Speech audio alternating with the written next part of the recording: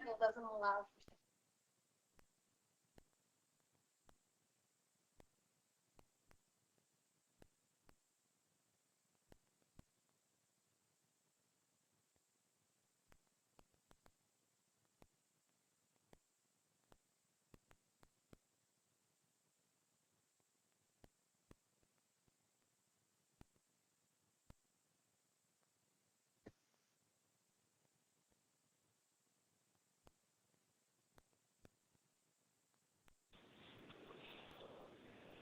Hello, Jessica.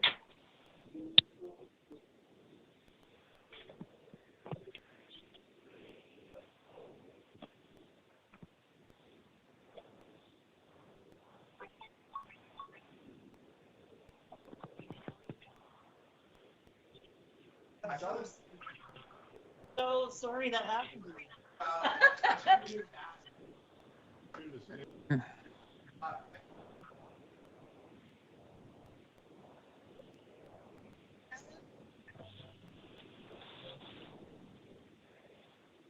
All right.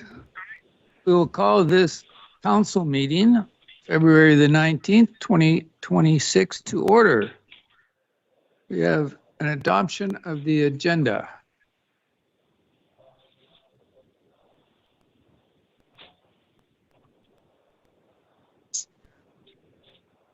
I believe our corporate officer made a statement with regard to item 14.5. Yes, thank you, Your Worship. As council has been made aware via my correspondence, I've determined that item 14.5 is not in order in accordance with the rules of our procedure bylaw, and therefore it should be stricken from the agenda. However, it can be moved to item 17, which is the introduction of notices of motion. And that can be done either at this point in time or later in the meeting when that item comes up at the end of the agenda. Okay. Could we have a motion that mirrors our corporate officer's advice?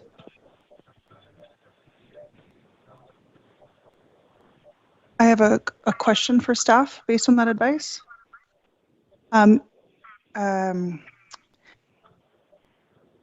Is the impression, it being out of order, that's based on, sorry, I'm hearing an echo from somewhere.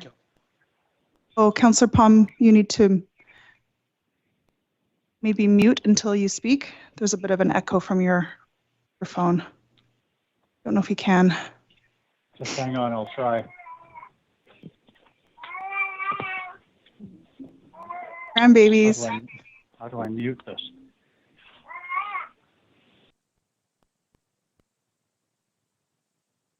So Councillor Palm, we can't hear you now. You've been muted by staff, but maybe he should know how to unmute himself to be able to speak. Is there a specific code he can type into his phone to unmute himself? Okay, we'll let you know, Councillor Palm. So the interpretation is that it's out of order based on your interpretation of the comparison between the two. Like if there were members of council that disagreed with whether the motion was in order or not, how would we go about grappling with that? Through the chair. With respect to Robert's rules and motions which require notice, which is what our notice of motion procedure is about, if the original motion has been amended beyond the scope of the notice that was previously provided, then the effect of that notice is effectively destroyed. And the matter is incapable, according to Roberts, of being considered and voted upon by a majority for a majority vote. Your hands are tied with respect to doing something substantive with that motion at that point in time. They also stipulate, Robert's rules, that a motion is out of order if it conflicts with the bylaws of the organization. And Section 21 of our procedure bylaw explicitly sets out the procedure to be followed with respect to a motion submitted, needing to be submitted in writing and read out at the previous meeting. And it cannot be amended until that motion comes forward at the subsequent meeting and is on the floor. At that point, it's open to debate and amendment. So the two options then would be, like, is there an option to put forward the original motion as read out at the previous meeting, or to put a different notice of motion on today's agenda? Are those the two options? Like, could we do the original, like, is that an option to do the one as read out at the previous meeting?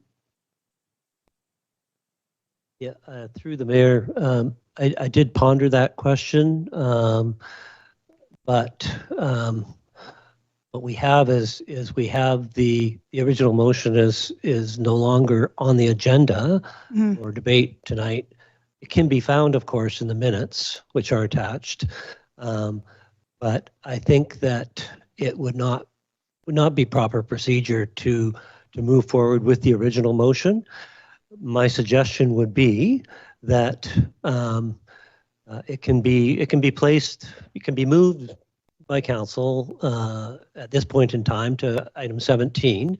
And if it's the will of council, if there's unanimous consent, it can be debated this evening in the reworded amended format that we find it in at 14.5.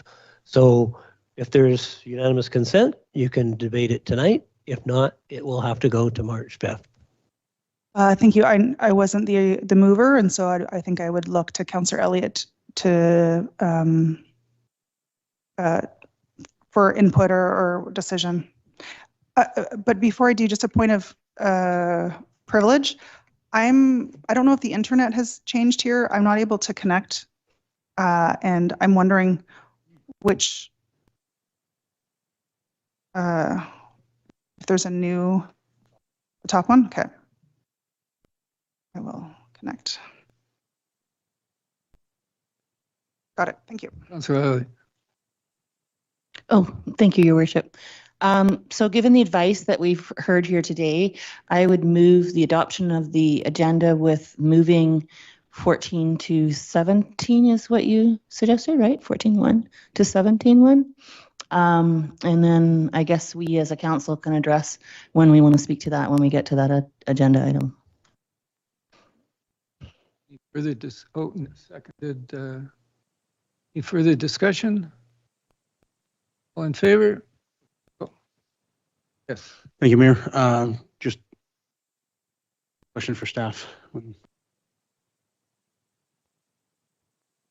Sorry, Mayor, through clarification, or request for clarification, I didn't quite pick up everything that was said there.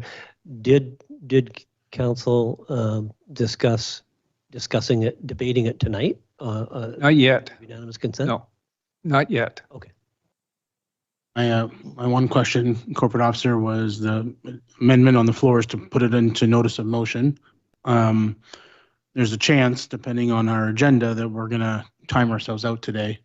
And I don't know at what point we'll get there.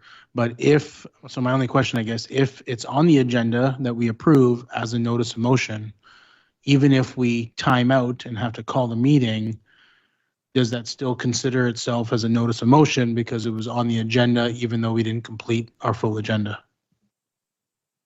Through the mayor, I would say that yes, you have moved it to item 17, which is introduction of notices of motion. So it has been properly noticed now. You've made that motion, you seconded it, you passed it. So it's on the agenda now at item 17. So I would say it's been properly noticed. So even if we time out, it would be valid to, it would be eligible for debate at the March 5th meeting. Councillor Dowd. So I don't recall a time under our current procedure manual our current procedure bylaw. When a notice of motion has been made under item 17 on the agenda, and then that notice of motion is debated at the same meeting. Wondered if you could go through the process that makes that possible, because every notice of motion that I've participated in during the term of this procedure bylaw has been debated at a following meeting, not at the meeting where it's put on the agenda. If we're going to do that in the future, that's going to make our agendas a lot longer, a lot more complicated, but I'd just like to know what the rules are. Thank you, through the mayor. Thank you for the question, Councillor Tout. Section 21 sub 3 of the council procedure bylaw provides that provides the procedure for setting out a notice of motion to be debated at the following meeting. However, subsection 3 provides that if council unanimously agrees, it can be debated at the same meeting. Okay, I wanted to be clear of that. So when we get to that point, that Councillor Elliott has already moved that we put a notice of motion on there. If we're going to debate it the same night, it would require the approval of every member of council. When it comes to item 17, if there is time and there is a request from Councillor Elliott to debate it this evening, it will require the unanimous consent of all members present in order to proceed this evening. If not, if there's no unanimous consent, then it will go to the next meeting. Great, thank you. I just thought it was important to be clear about what we're doing. Great, thank you. Okay, we have a motion to adopt an amended agenda, which has been seconded. Any further clarification required? All in favor? Passed unanimously. Motion to close the meeting to the public. Somebody care to make a motion? Yes, Councillor Southcott. Thank you. I move that council move into a closed meeting to discuss matters covered by the community charter under sections 91A, personal information about an identifiable individual who holds or is being considered for a position as an officer, employee, or agent of the municipality, or another position appointed by the municipality. C, labor relations or other employee relations. K, negotiations and related discussions respecting the proposed provision of a municipal service that are at their preliminary stages and that, in the view of council, could be reasonably be expected to harm the interests of the municipality if they were held in public. And 92B, the consideration of information received and held in confidence relating to negotiations between the municipality and another local government, or between another local government and a third party. Seconder, Councillor Isaacson, all in. Just a point of information, or whatever the point is. Can I just check on Councillor Palm is not able to vote when he's muted, and so I'm wondering if we could just make sure. So Councillor Palm, *6, if you would like to unmute yourself to vote in any of the votes that we do, and to remute himself, what would he do? Okay, *6 to do both. Okay, thank you. So Councillor Palm, if you want to be present and vote, *6. Can you hear me now? Yep. Okay, yes, I voted in favor of accepting that for later discussion tonight. And Jessica, if you could phone me prior to that item in the open meeting, I would appreciate it. Okay. All in favor? Thank you. Aye. Opposed? Passed unanimously.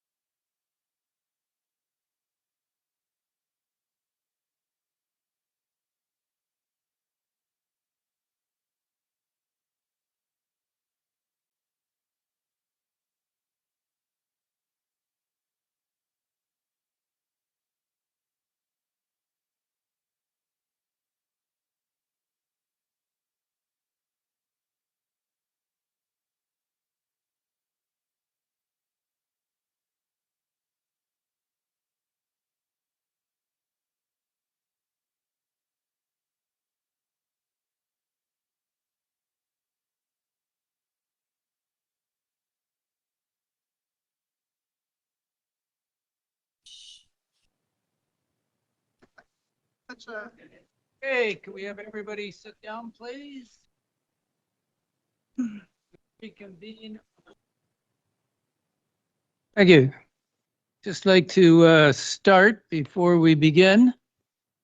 For those of you that weren't watching television earlier for the start of the meeting, item 14.5 has been moved to item 17.0 at the advice of our corporate officer.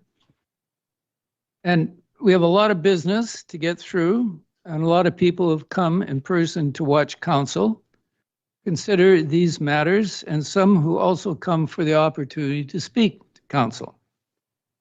We are committed to ensuring all individuals who speak at this meeting who are spoken about are treated fairly and respectfully.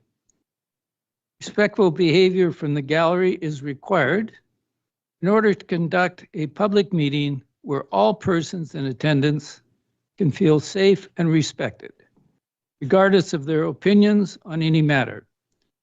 Please listen quietly and courteous when others are speaking, and kindly refrain from cheering or booing or other audible sounds of encouragement or disagreement.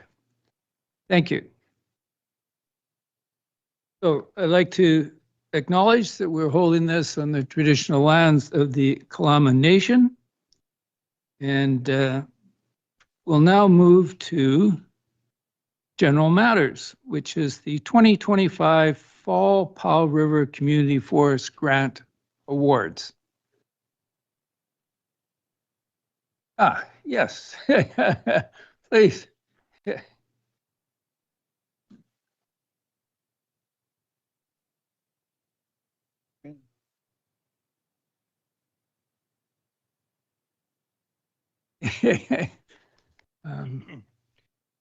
For anybody that doesn't know, my name is Greg Hemphill. I'm one of 9 volunteer board of directors for Powell River Community Forest.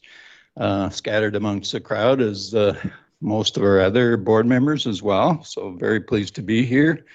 It's pretty impressive that everybody's here for these grant announcements, sir. I didn't want to say too much because we want to give lots of time for the recipients to talk about their organizations. But on behalf of Powell River Community Forest Board of Directors, I want to say thanks to all of council for approving the fall 2025 grants. Thank you. And it's always great to see grant recipients. There's so many good or great community organizations, and kind of warms our heart when we hear about their organization and what they're doing with their project there. So that'll follow. And face to a name for some of the folks that are recipients. Where's Susan here? Susan Octoloni. Susan's already got the grant packages out, so she's the person to talk to. Usually at the end, we try to squeeze in a quick picture of council, our board, and grant recipients. So it's a fun thing. Might be a little difficult this year, but we'll try to do it somewhere up in here. And Angie's here to shepherd us around there. So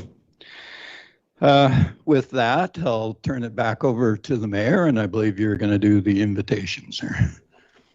Thank you very much, Greg. So, first one is the Powell River Child, Youth, and Family Services. That's to deal with the Foundry Youth Services project. It's $250,000. Welcome. Thank you. I want to start by saying we deeply appreciate the hard work behind these dollars, and we're truly grateful to receive them in support of our community's youth and the capital build of Foundry Coffette. Thank you for being champions for young people at a time when it matters the most. Operational funding is guaranteed once the center opens, and we truly view this as a once-in-a-lifetime opportunity for our community to receive a Foundry Center. An investment in the capital required to construct Foundry Coffette is a smart, sustainable contribution that will create meaningful, lasting impact for generations to come. In our community, there is an urgent need for early intervention and accessible supports for our youth. Foundry Cothette will bring barrier-free health and wellness services together under one roof, reaching youth before they are in crisis. Once Foundry Cothette opens, young people and their families will no longer have to ask, where can we go for help? I also want to say I'm a very friendly person, and if anyone has any questions ever on the project, I'm happy to chat anytime. Thank you very much. Friends of Cothette, clothing and food supports for vulnerable youth. Do we have a representative? Either? No. Okay. Timber Lane Fine Arts Association, building repairs and renovation. Powell River Lawn Bowling Club. Oh, yes, sorry. Hi, I'm Candace Muslowski, and this is Kelly Jensen from the Powell River Fine Arts Club.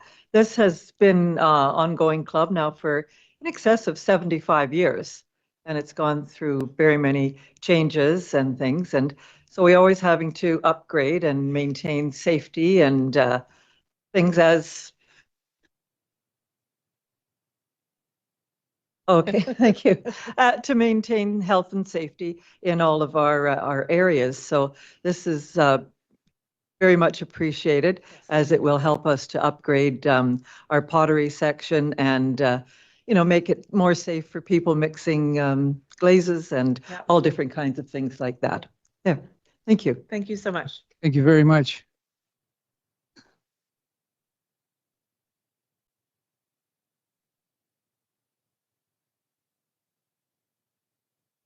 Powell River Lawn Bowling Club.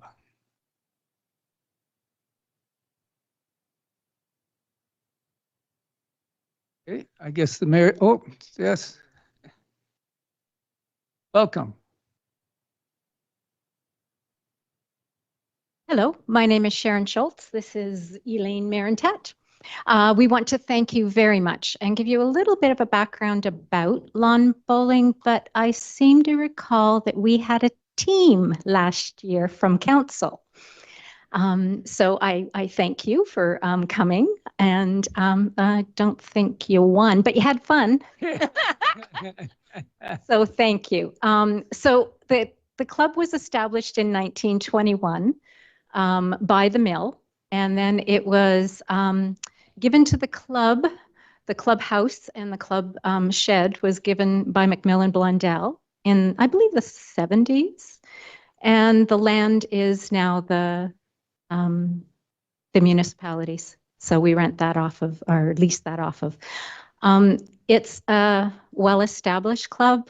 We love our club, and we particularly love that this community has the community forest grant to help us maintain our buildings, to keep a small club going.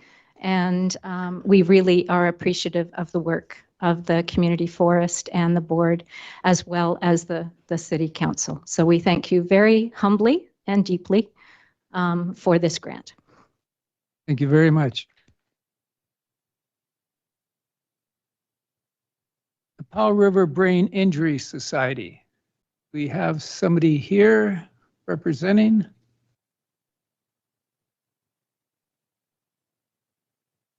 That regional district, the Gillies Bay Tennis Court upgrade. I guess there's too many pickleball players for the tennis players to come out. Cothette School District. Brooks Berm Busters Mountain Bike Team Trailer. Powell River Salmon Society, upgrades to Duck Lake Hatchery. One of the representatives, thank you. Hello, thank you for having me.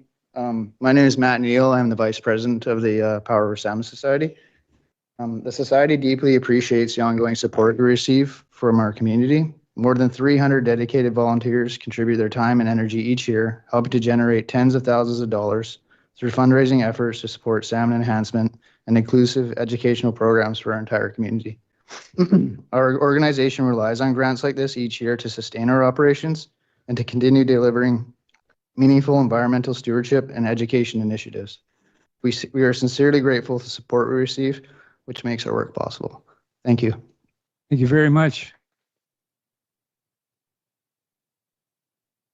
The Cathett Regional Cycling Association.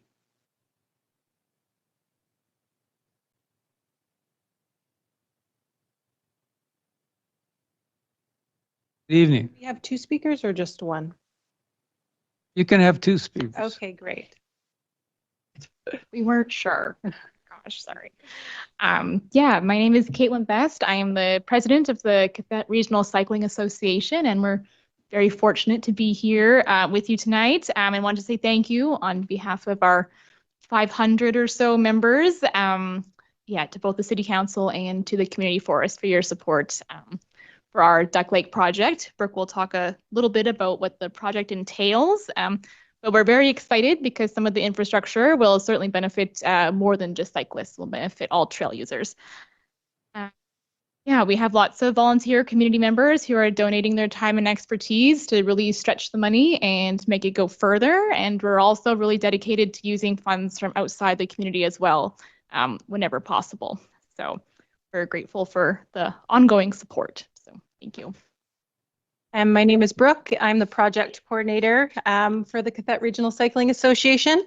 And I just wanted to tell everyone here a little bit more about the Duck Lake project. So through this grant, we're going to be doing a Burma parking lot expansion that will help safely manage the growing number of people accessing the trails and keep them off the logging road. We're installing a map kiosk to provide clear trail information, safety messaging, and guidance about the community watershed so that users can make informed choices before they head out on the trails. We'll also be installing a new outhouse, which is a practical but critical addition, helping us with waste management and responsibly take care of our users as our activity increases, particularly during our weekly group rides that are getting more popular and our peak use periods.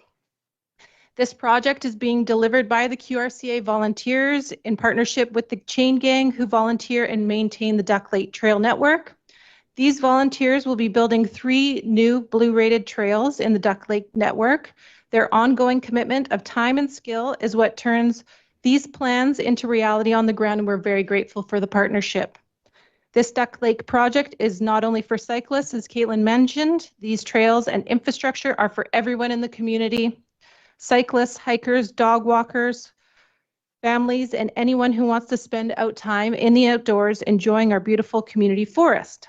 By investing in this infrastructure and sustainable trail development, we're making Duck Lake more welcoming, safer, and more resilient for years to come.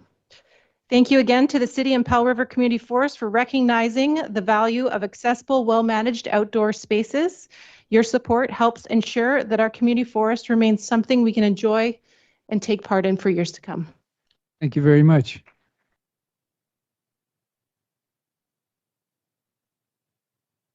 Powell River Gymnastics Society.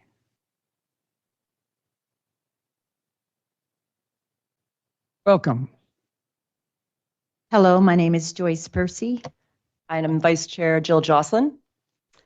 I'm here representing the Powell River Gymnastics Society. This is a full circle moment for me, as I was the founder of Gymnastics Club in 1989 and left in 2014. After significant absence, I'm happy to be able to announce that I recently came back to the Gymnastics Club as club manager. I realize that there have been many changes while I've been away, but I have the fondest memories of the club and I've had amazing welcome back. That said, I wish to thank you on behalf of the club for the wonderful grant towards gymnastics equipment. Years ago, the Community Forest Fund supported the club with the grant. I'm happy to report that the exterior wood accents have stood the test of time. However, not so much the equipment. The equipment acquired by the grant in the past has been well worn and has been loved. It has been repaired and added to over the years. This grant will help to renew some very worn and tired equipment for all users. Again, it is with gratitude that the club accepts your support. Through these many years, and despite the challenges of things like COVID, the club remains a vital hub for children and youth of all ages, adults, and multi-user groups. I am confident that the club will continue to thrive well into the future and will grow to be the shiny jewel of the city. Thank you. Thank you very much.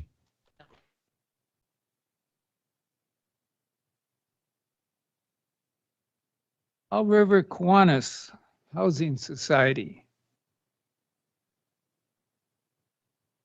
The Powell River Curling Club. Oh.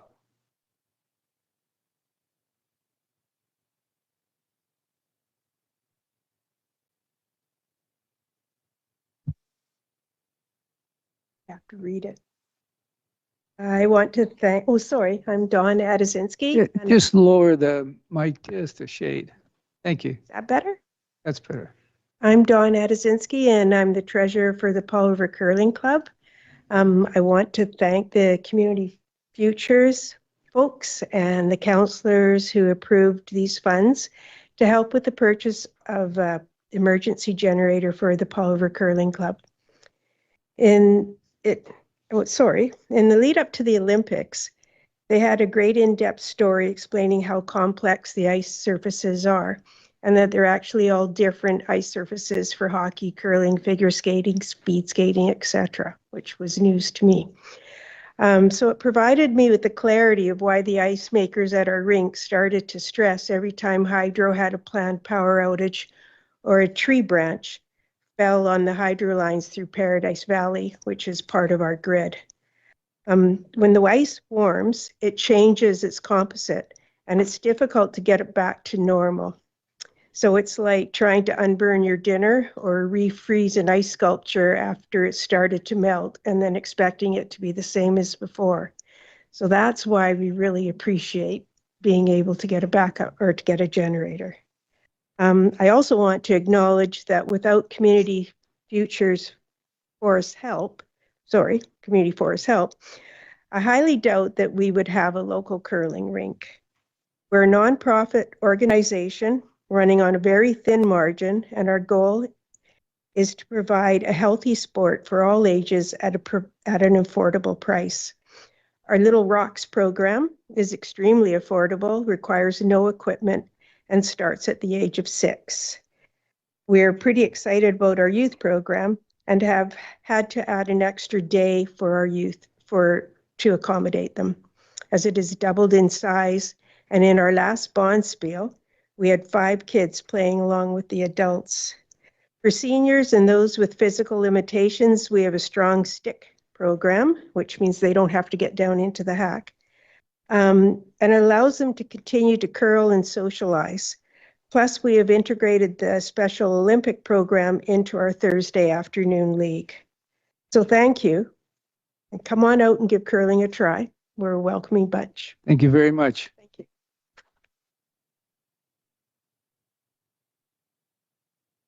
West Coast Wind Swim Club.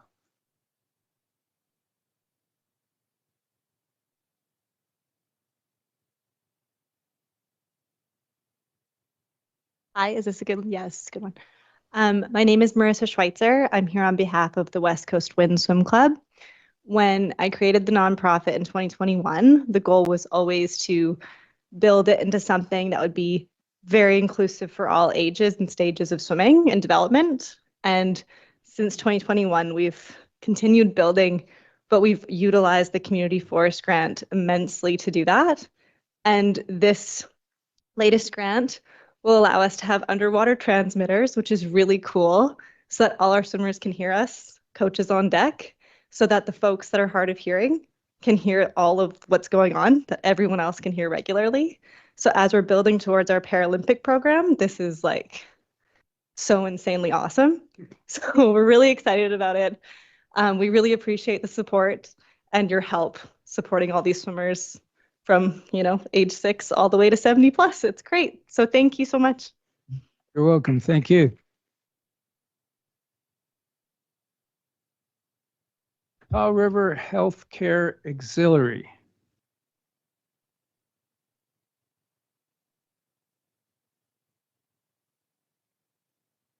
Good evening, everybody.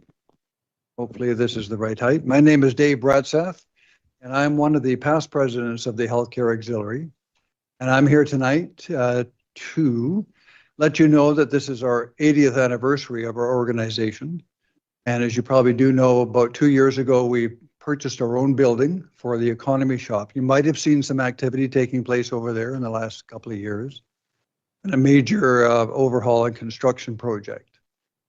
And I would like to thank the Greg Hempel and the board of the Community Forest for putting our name forward for funds to help our building, and for the council for its agreeance with all of those efforts put forward.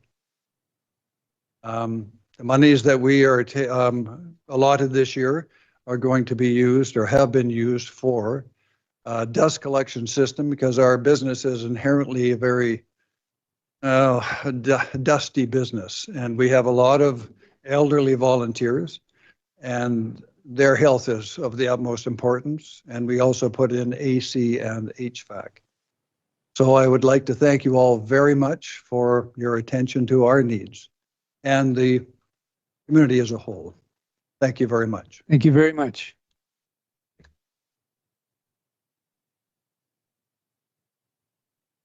Kelly Creek Community Church. Mike here.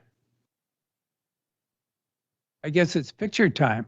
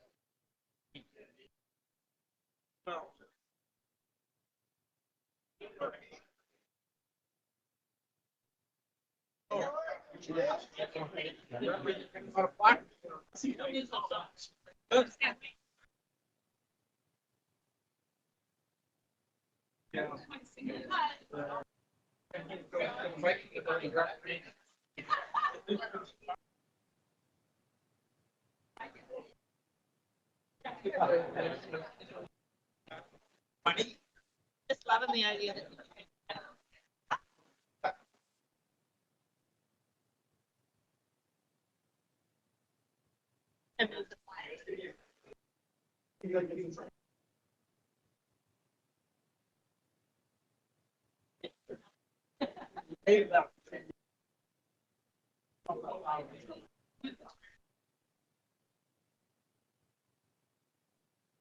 Oh, yeah, everybody will be over.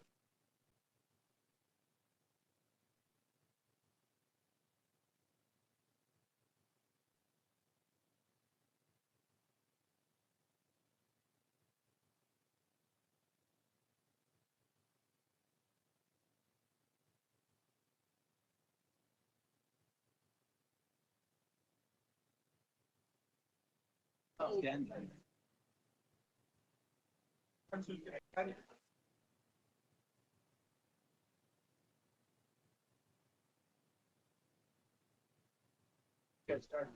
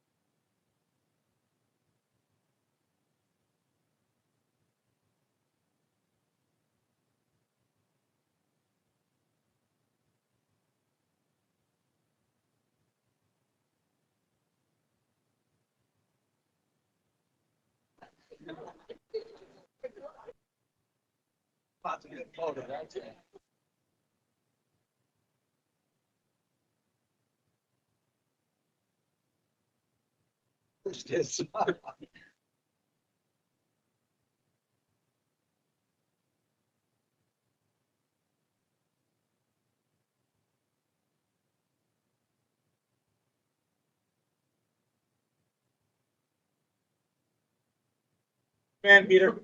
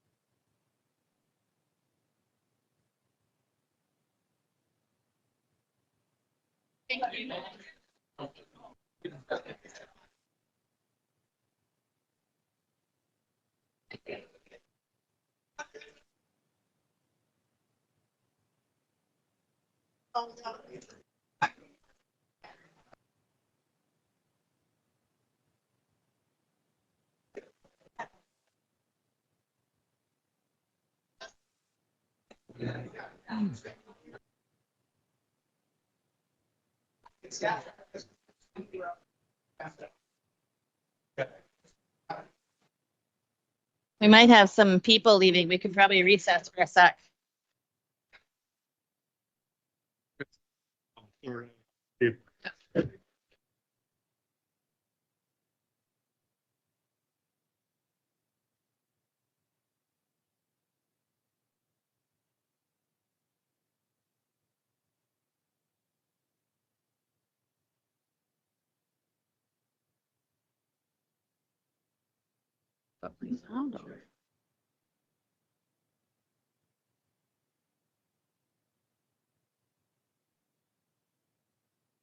All right. Thank you very much, everybody.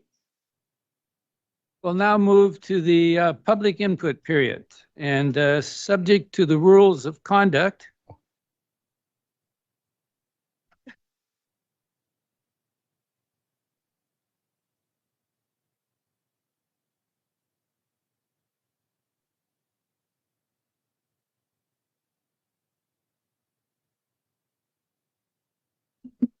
Okay, so subject to the rules of conduct set out in section 11 of the council procedure bylaw, up to 3 members of the public have an opportunity to provide comment for a maximum of 2 minutes on items listed under legislative matters, committee recommendations, or new business. Questions may not be asked about a public hearing where the bylaw has not yet been adopted, defeated, or abandoned, nor any of the matters listed in section 19.8 of the council procedure bylaw. you wish to call, 833-782-7295. Your meeting ID is 487-650-825. Please ensure any written comments are received by the corporate officer no later than 1 p.m. on the day of the meeting. So, do we have people that would like to speak to new business, legislative matters, or committee recommendations? Good evening. Just a reminder that new business item 14.5 has been moved to 17.1. That is correct. So I am aware of that. My name is Pat Martin, and I just want 30 seconds because I had a speech prepared. What item are you speaking to? I am speaking to the motion that has it was new business and now it's a notice of motion. I'm sorry. That's according to our corporate officer. Yep. There's one very important thing that you don't realize. Councillor Elliott, you did not respond to my February 16th letter asking you to withdraw your motion and recuse yourself from future discussions on the name change because you are in a perceived non-pecuniary conflict of interest and have been identified as having disqualifying bias by my lawyer in 2024. It's unfortunate that we have difficulty explaining to our corporate officer what procedure bylaws are and why it's important for council and participants at our council meetings to follow procedure bylaws.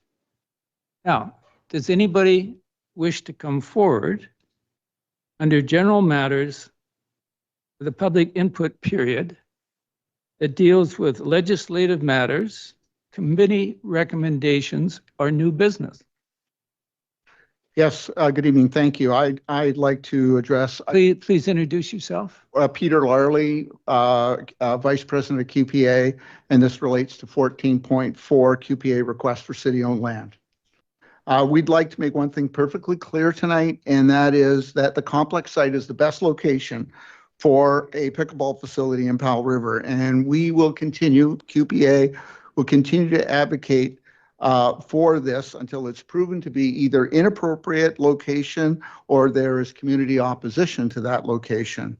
We've been given no good reason why the site is not available to us at the complex lands. Yes, it's a coveted site, no question, but pickleball is currently the fastest growing activity in this community. Now we're being told by staff that a master plan to be budgeted in 2027 is needed. This is very frustrating for us at QPA. We don't accept that a plan is required. In 2014, a Parks and Recreation master plan was recommended, yet 12 years later, nothing's been done. The Director of Parks and Recreation has raised a number of objections to the complex site. None of these have been substantiated to us. In response to a Freedom of Information request that we did submit to the city, we see nothing in response that supports the director's objections to the complex lands as a site. Regarding the Timberlane site, staff stressed the need for due diligence review to determine if QPA had the depth and organizational ability to undertake the project. Staff also identified potential risks to the city. A future plan would have no impact on either of these concerns. Therefore, we at QPA, we ask that council direct staff to work with QPA to respond to the risk assessment issues identified in the staff report of 18 December 2025, that upon fulfillment of the risk assessment issues, the council directs staff to work with QPA in the planning and development of a facility at the complex lands, and that community engagement and consultation occur during this process, and that this development occurs simultaneously with any recreation and culture services master plan if it is approved. Thank you very much. You're welcome. We have two more speakers on this subject if we could indulge council to allow us to speak further. We have protocols that allow us to accept another speaker. Thank you. So yes, you may come forward and introduce yourself. Hello, I'm Susan Young, and I'm here regarding section 14.4 under new business. This may be framed as a discussion about process, but at its core, it's actually more about people, momentum, and leadership. Any recreation and culture services master plan, if approved, will be intended to guide future priorities. It should not become a barrier to projects where the need is already clear and the community work is already done. The proposed pickleball facility is not a new idea. It reflects 2 years of sustained engagement, delegations, committee work, site evaluations, council motions, and staff collaboration, supported by clear evidence of unmet demand. Our courts are over capacity. Participation is growing across generations. The Cathett Pickleball Association is organized, fundraising is underway, and volunteers are ready. This project is prepared. Further validation at this stage does not improve governance, it delays action. And delay has consequences: lost grants, rising costs, volunteer burnout, erosion of public trust. Inaction is not neutral. It transfers risk from the institution to the community. Any master plan, if approved, will take years. The need exists now. The courts are full now. The community is ready now. Planning should guide progress, not stall it. The facility aligns with long-term goals. It activates public land, supports healthy aging, reduces pressure on shared facilities, and expands recreation capacity through a nonprofit partnership model. Risk can be managed through clear agreements, governance structures, something municipalities across Canada do every day. The choice before you is not planning versus progress. It's whether planning becomes a tool for leadership or a reason for hesitation. The responsible path is both and. Advance the facility. Do not allow the master plan, if approved, to delay our initiative. Build the asset and shape the long-term vision. This project is not premature. It is prepared. And when a community organizes, fundraises, partners in good faith, and demonstrates real need, the question is not whether we can act. The question is whether we will. Thank you. Very much.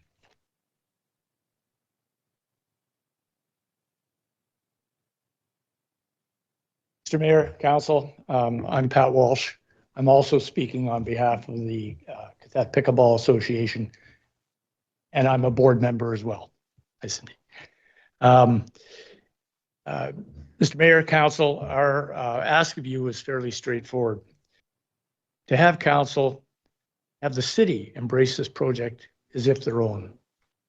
To rely on the QPA to fund it, to build it, and to operate it, with no cost to the taxpayers. To select the most appropriate and beneficial site for this facility. And to ensure appropriate oversight and safeguards are in place. A little background on which to reflect, if I may. You know that the city of Powell River currently has 0 functional pickleball courts? 0. You know that the city of Powell River has no ability to offer pickleball to our kids. There's simply nowhere for them to play. It's acceptable currently. But starting in 2020, as far back as I can remember that I've been involved, we've had these same conversations with 3 or 4 successive directors. And the outcome has always been the same. 0 action, yet the messaging was always consistent. We have no funds, we have no capacity. The other consistency has always been the discussion around the rec center complex site, because it's simply the best place to locate a recreational facility. So QPA was essentially established to step up in order to meet those specific challenges of no funds and no capacity, which we understand. But it's for us to raise those funds. It's for us to do the building design and construction. And logistically, for us to manage and to operate that facility. We rely on unpaid willing volunteers with a range of knowledge, skills, and abilities to do this. Just going to interrupt, ask council whether or not you can have another 20 seconds. Oh, wow. Okay. Wow. Continue. Sorry, I thought I was within my 2 minutes. Anyway, at the end of the day, I would ask council to ponder this. Why would we not do this? What is the risk? Our fundraising could continue in conjunction with any overarching planning process. If we can raise the funds, if we can't raise the funds, then don't sign off on the project. If our operational plan to manage the facility isn't acceptable, don't sign off on the project. It's our intent to purchase just a straight off the shelf prefab metal frame constructed building to drop onto a board slab, and we will purchase it. We will erect it. We add some surfacing, a few lights, maybe some heat in the washroom, and we're essentially good to go. So our need from council basically is some form of commitment, at least provisionally, so as to effectively move forward on our fundraising to build this project. If we lose this momentum now, the community engagement, we might never get it back. Thank you very much.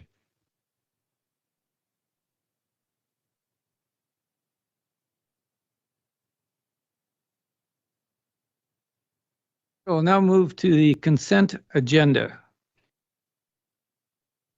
Councillor Isaacs. I move adoption, that the February 19th, 2026 consent agenda be adopted.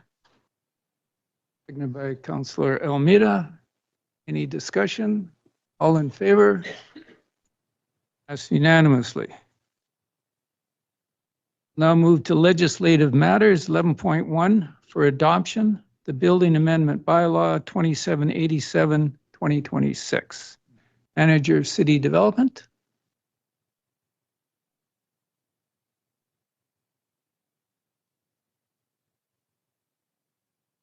Good evening, Mayor and Council. No additional presentation or notes in addition to what I presented at last meeting, but here if you have any questions.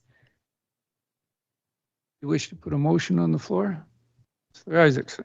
I move that City of Powell River Building Bylaw 2141, 2007, Amendment Bylaw 2787, 2026 be adopted.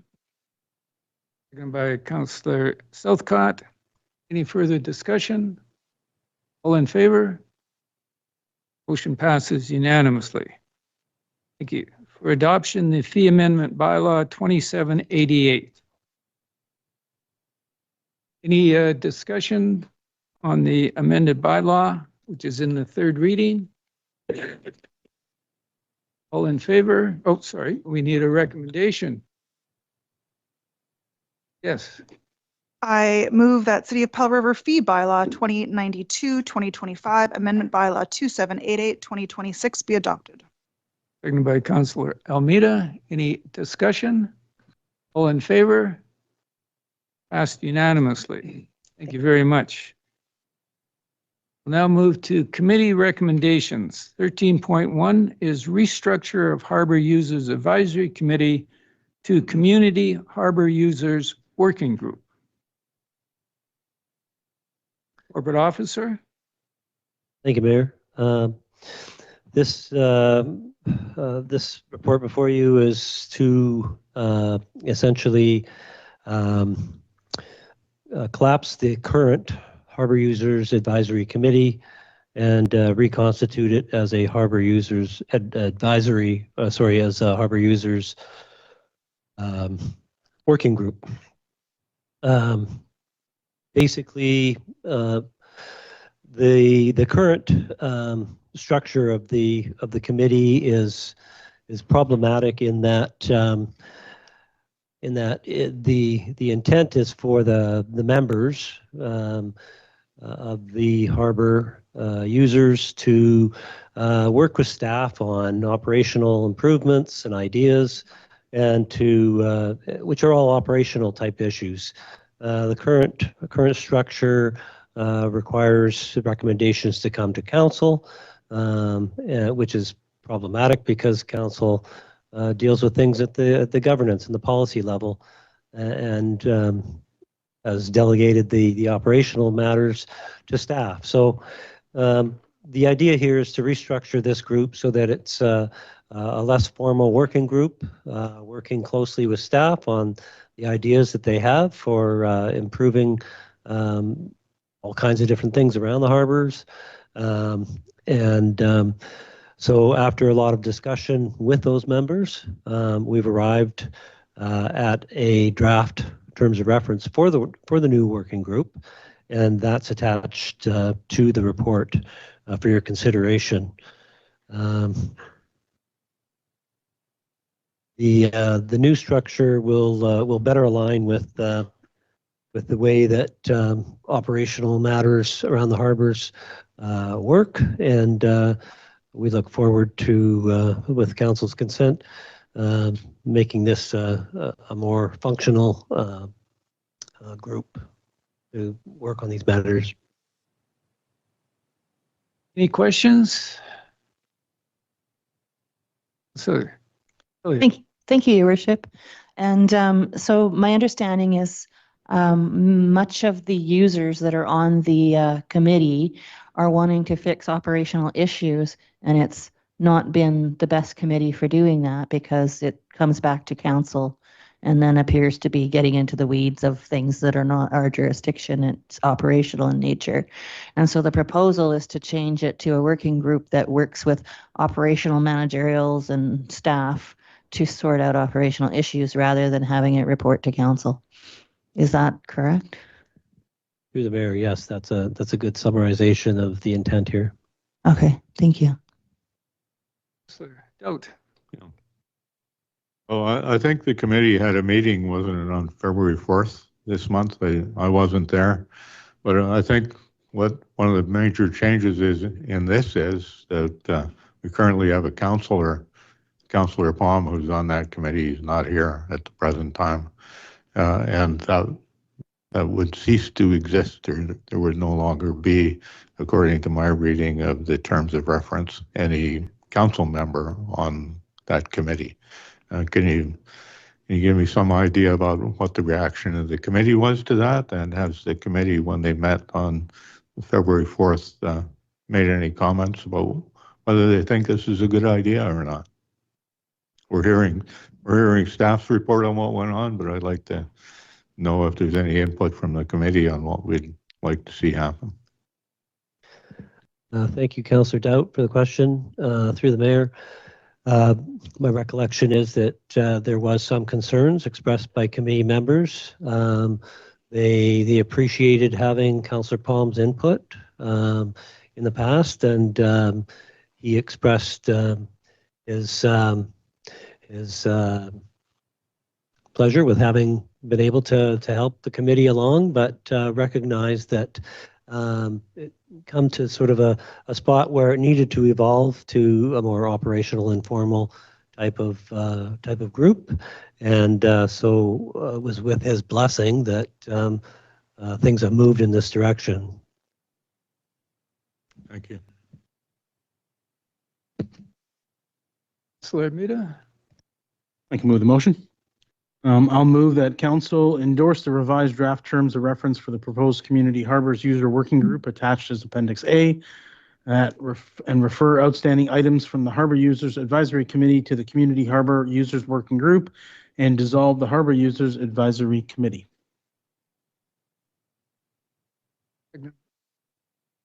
Councillor Isaacson. Any further discussion? All in favor? Motion passes unanimously. Thank you. 13.2 is a review of sewer and water utility rates. Yes, to our interim chief financial officer.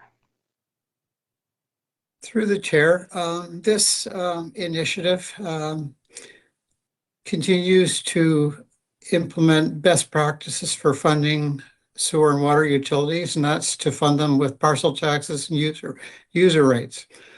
It rebalances the water and sewer utility funds because the sewer utility fund is currently in a structural deficit, and that is not contributing any money to fully fund its operations and to contribute to infrastructure replacement. In fact, the sewer operating fund has to draw upon the sewer capital reserve funds currently in order to balance even its operations. So this rebalancing is important for the long-term sustainability of the water and sewer utilities. And the net effect of this restructuring on a single-family home would be a 2.6% increase in 2026. So it basically provides more money for sewer and provides a reduction in water rates, which balance each other out for most of the users within the system. So we are trying to move toward a rebalancing of these two funds and to build up the reserves for both water and sewer to fund future infrastructure replacement that is crucial to these utilities. Do we have any questions? Would you care to put a motion forward? Councillor Almeida. Hey, let me take a breath here. Yeah. I move that council continue to fund the city's utility functions, sewer and water, by a combination of user rates, sewer and water, and parcel taxes for sewer only, which provide stable and consistent forms of funding. And that to direct staff to bring forward an amended sewer rate bylaw to implement a 3% increase in sewer collection parcel tax rates for 2026, B, a 28% increase in sewer treatment and disposal parcel tax rates for 2026, and C, a 28% increase in sewer user rates for 2026. To direct staff to bring forward an amended water user rates bylaw to implement a 25% reduction in residential water user rates for 2026, and B, a 15% reduction in commercial water user rates for 2026. And to direct staff to include in the City of Powell River's Draft 2 5-year 2026 to 2030 financial plan, a 3% increase in sewer collection parcel taxes, a 28% increase in sewer treatment disposal parcel taxes, and a 28% increase in sewer user fees for 2026, and 3% per annum increases in sewer collection parcel taxes and 5% per annum increases in sewer treatment disposal parcel taxes and sewer user fees from 2027 to 2030, and B, a 25% reduction in residential water user rates and a 15% reduction in commercial water rates in 2026, and 5% per annum increases in water user rates from 2027 to 2030. Seconded by Councillor Southcott. Do we have any further discussion, questions? Councillor Elliott. I'm just trying to remember how things like hospitals contribute to the sewer. I know there's we base on frontage, and we did have a conversation about ways to encourage conservation of water and so forth. And we don't have water metering, and we wouldn't be able to do those measures without it. But I see that some of them talk about water sources and how many of those affecting rates. I'm wondering how a hospital or a place that is institutional would be contributing to sewer rates. Through the chair, they contribute both from a user rate perspective because they fall under a particular category, and also because of their frontage, they would also contribute that way. Any further discussion before? Yes. Thank you. I'm voting against this motion. I just want to explain why. I did explain it when this was at a committee of the whole, the previous committee of the whole. I'm in principle support of all the rebalancing and making sure that we are fully funding these operations and reducing the fees associated with water. My preference is for these sorts of fees to be based on property value as opposed to frontage, and that would require us to use a levy model instead of a fee model, which is it's kind of a little bit of a nitpicky thing. So that's my reason for not supporting this motion, although I do support in principle the adjustment to the rates. And based on our previous discussion, I expect this motion to pass, and I think that's still a good thing. But the model is not the one I support. Thank you. Okay, I'm going to call the motion. All in favor? Opposed? Motion passes. Now move to new business. 14.1 is the 2026-30 Financial Plan Engagement Summary Report.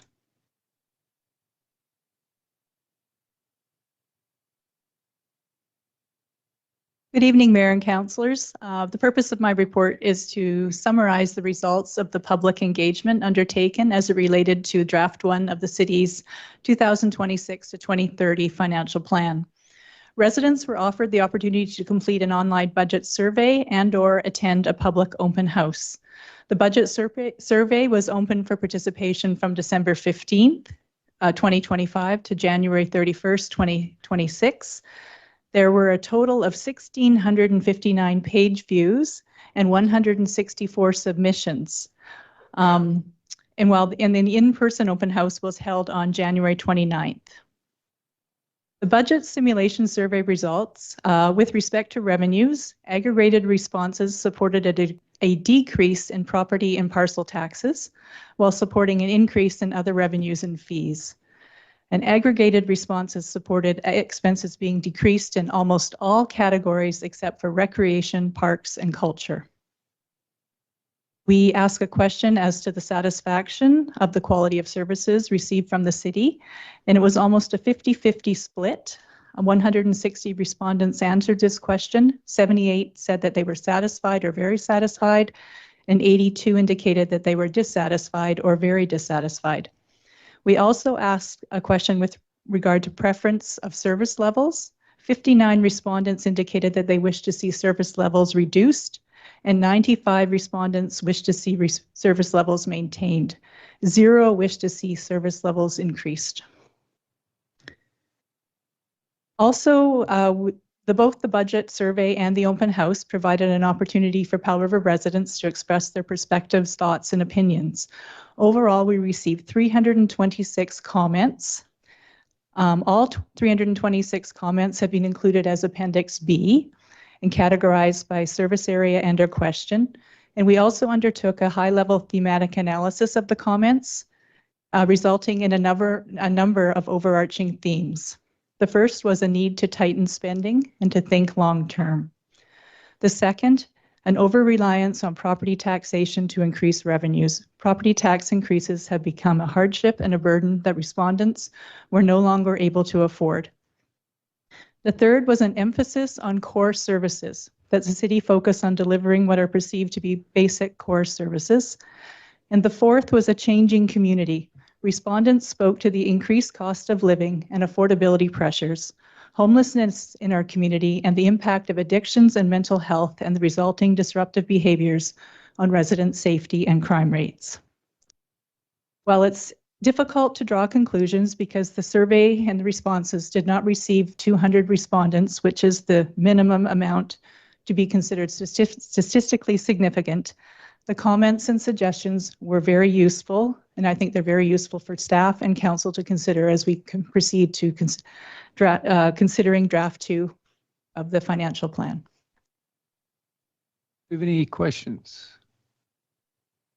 Thank you very much. Oh, yeah. Councillor Doubt. Don't really have a question. Maybe I do. Maybe I actually do have a question.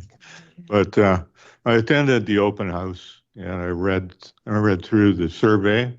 I actually read all of those 300 and some comments through there.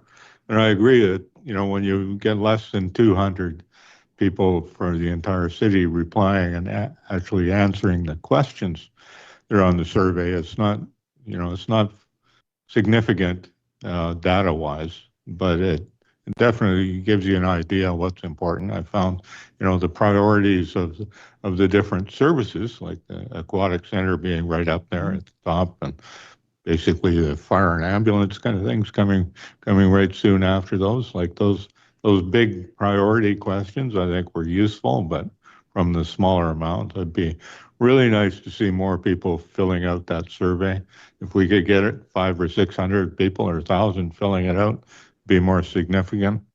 The other one is our open house, and I think everybody on council was there.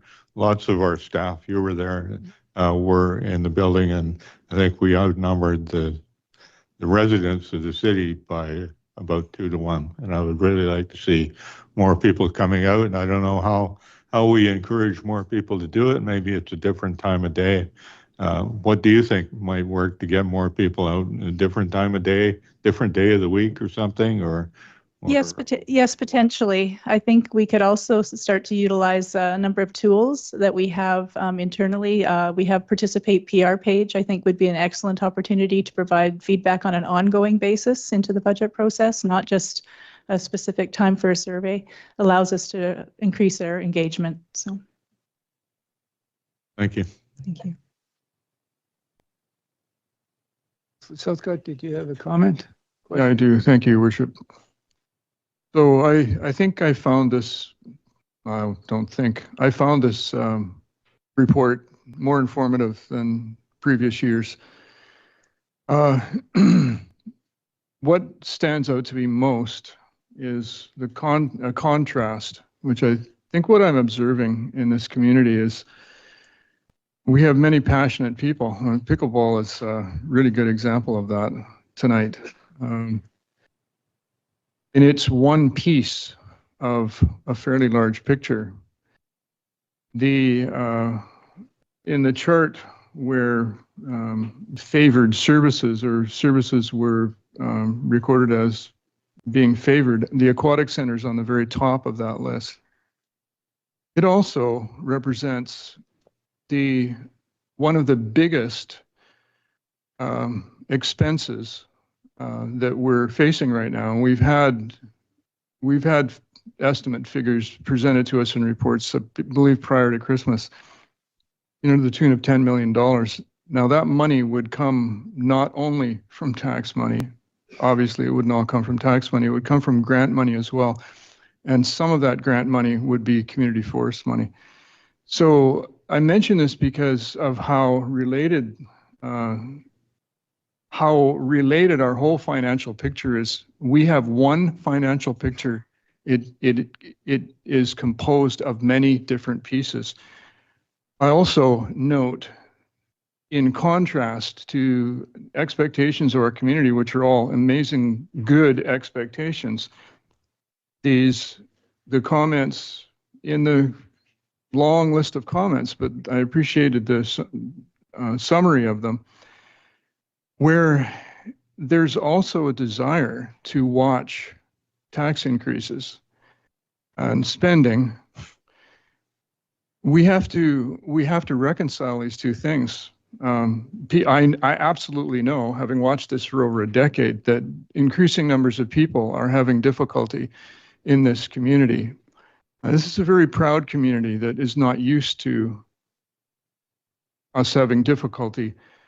But that is the case, and it's recorded in these comments, and it's recorded in your summary. I appreciate that very much. I mention these things because this is what this table has to reconcile. Has to reconcile what we're going to spend the money on and how with what the expectations are of the community, which really include not jacking taxes way up and using the resources that we do have as wisely as possible.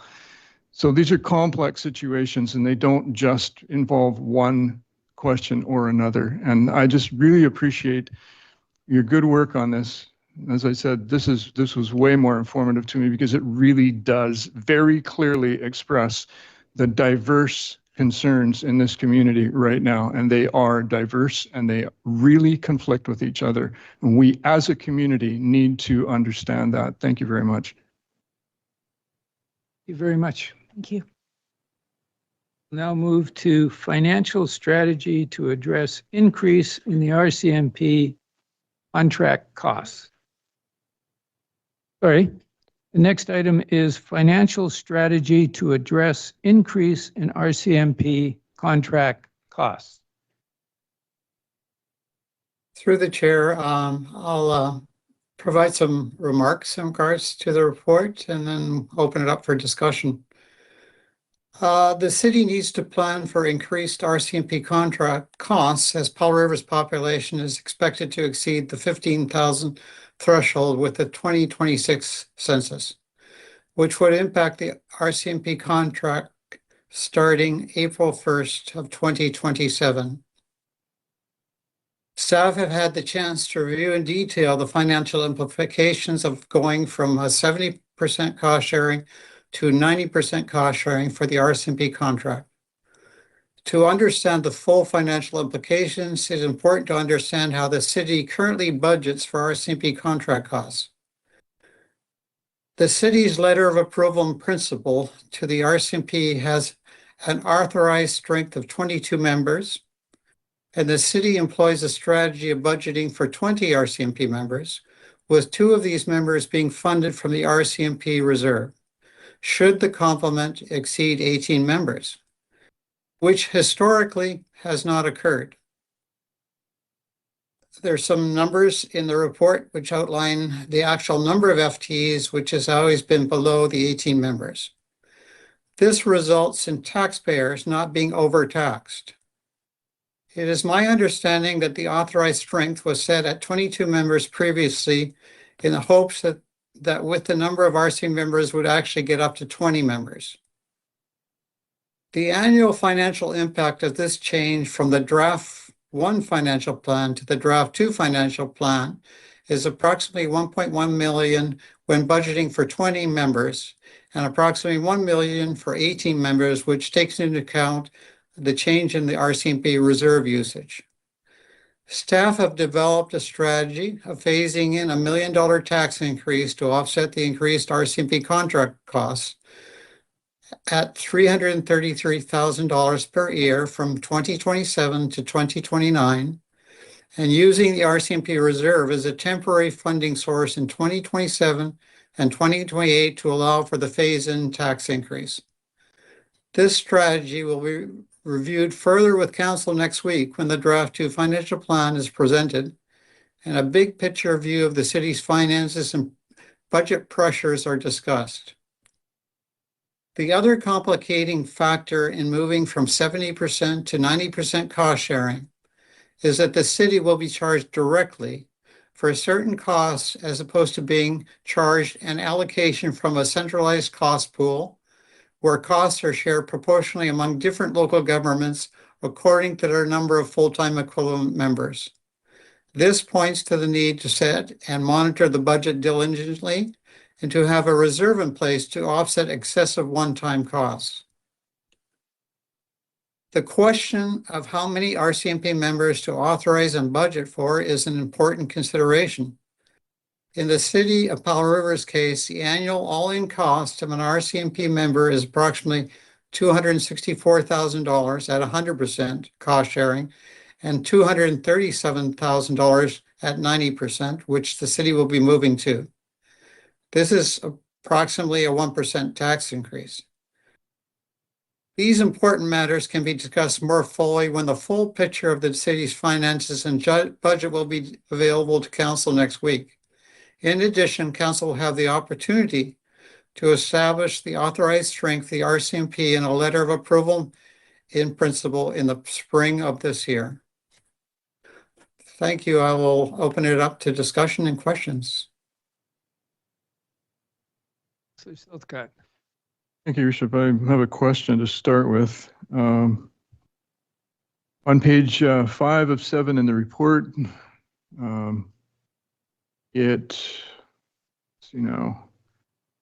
specifically, there's a statement that I've written this out more clearly. The costs are apportioned out with respect to full-time equivalent count. Now, is that the approved number or is it the actual functional number that we end up having? Through the chair, that's the actual functional number we have. That's reassuring. Thank you. Councillor Isaacson. Thank you, Mayor. I know the report references this topic being a part of the overall financial picture next week. And I'm wondering what types of additional or contextual information would be a part of the discussion next week that hasn't been included in this report. Part of the context through the chair would be the other financial implications within the city's overall financial plan, including the change in the estimate for the mill, a loss of tax revenue, plus other budget changes that will be highlighted as part of the financial plan number 2. Thank you. And a second question? All right. I'll just ask if anybody else. No, go ahead. So through the mayor to CFO Bjorgaard, when you did your presentation, the very last sentence that you said referenced in the spring of this year, like a letter or an agreement. Can you repeat what you said, what you shared there? Yes, the RCMP sends out a letter requesting approval in principle for how many RCMP members that the community would like for the upcoming fiscal year. And that's done annually. And so that letter will be coming out, and at that time, council will be making a decision and writing a letter back to the RCMP approving X number of RCMP authorized members. The reason that I asked that is the report mentions that the city already provided the response for 2026, 2027. And so is the letter that you're talking about for the 27, 28? That's correct. Okay. Councillor Southcott. Thank you, Worship. The last time I think that this topic was discussed around this table, there was some discussion of a discrepancy, or the question of a discrepancy between the information we've received from the province as to the expected population numbers that would trigger this change and what we have up until now understood from the federal government. And I don't remember hearing an answer to that question, because we didn't expect this population change until 2031. Do we have an answer as to why we received this information that should be based on federal statistics or federal census, but now we received this different projection from the province? Through the chair, I'll try to address that. I think that the information is mostly coming from BC Stats, not from the federal government in terms of population estimates. And those stats are changed annually, I believe. And so I think the RCMP are basing their information on the fact that, according to BC Stats, we're very near the 15,000 threshold right now. So the fact of the matter is, I think in terms of planning, you have to plan for a worst case scenario too. Yeah. Thank you. That's obviously what we have to do, but thank you very much. So Haley. Thank you. So our financial plan has us planning for a contingent of 20 and relying on reserves for if we reach more than 18. The letter and the contingency we currently have is 22. So if they did reach a contingency of 22, our reserves would then be relied on for 4 members, not 2. Is the reserve sufficient to do that? And are we increasing the amount to the reserves each year? And how does that function work? Through the chair, as a result of the situation, staff are looking at all the levels of the reserves and trying to build up the RCMP reserve more so to provide as a cushion. So that will be discussed more fully next week as well. Next week, okay. I'm at the wrong report. Gotcha. Great. Councillor Dout. I'm just kind of working along the lines of what Councillor Southcott was talking about. My understanding is that the RCMP rates are actually based on the Canada census that comes out once every 4 years. And I recall the same way as Councillor Southcott does. I was on the regional district when we did the last Canadian census. The projection was very limited growth in the regional district and in the city over the next 3 years, and taking at least 3 or 4 years to get up to the statistics where it would require an increase in the percentage we have to contribute to the RCMP. And I understand, responding to the RCMP's letter and saying we better get ready for this, but is there a way to adjust these changes if we should have the census happen this year and find out that we haven't reached a population level and won't reach it for another 4 years? Is there a way to adjust the changes that we're making here? Through the chair, through the community charter, a local government can amend the financial plan at any time. So should that be the case, then we could amend the financial plan to not provide for this safeguard, which we would like to put in place. In terms of the actual census, I guess it's going to be conducted federally in 2026.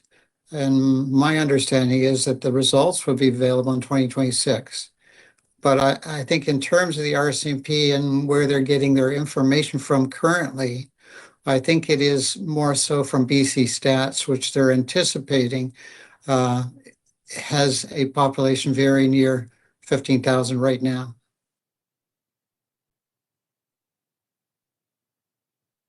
Any further questions? Thank you very much. We'll now move to 14.3, which is approval to proceed with implementation of 2 battery electric buses for Powell River Transit. No, Council. Joining me online here will be Rob Rigma. He's the Senior Manager of Government Relations for BC Transit, pardon me. This presentation is about the greater network, a province-wide effort by BC Transit to electrify their fleet of buses by after 2040. The purpose of this presentation is to, I guess I should move this along.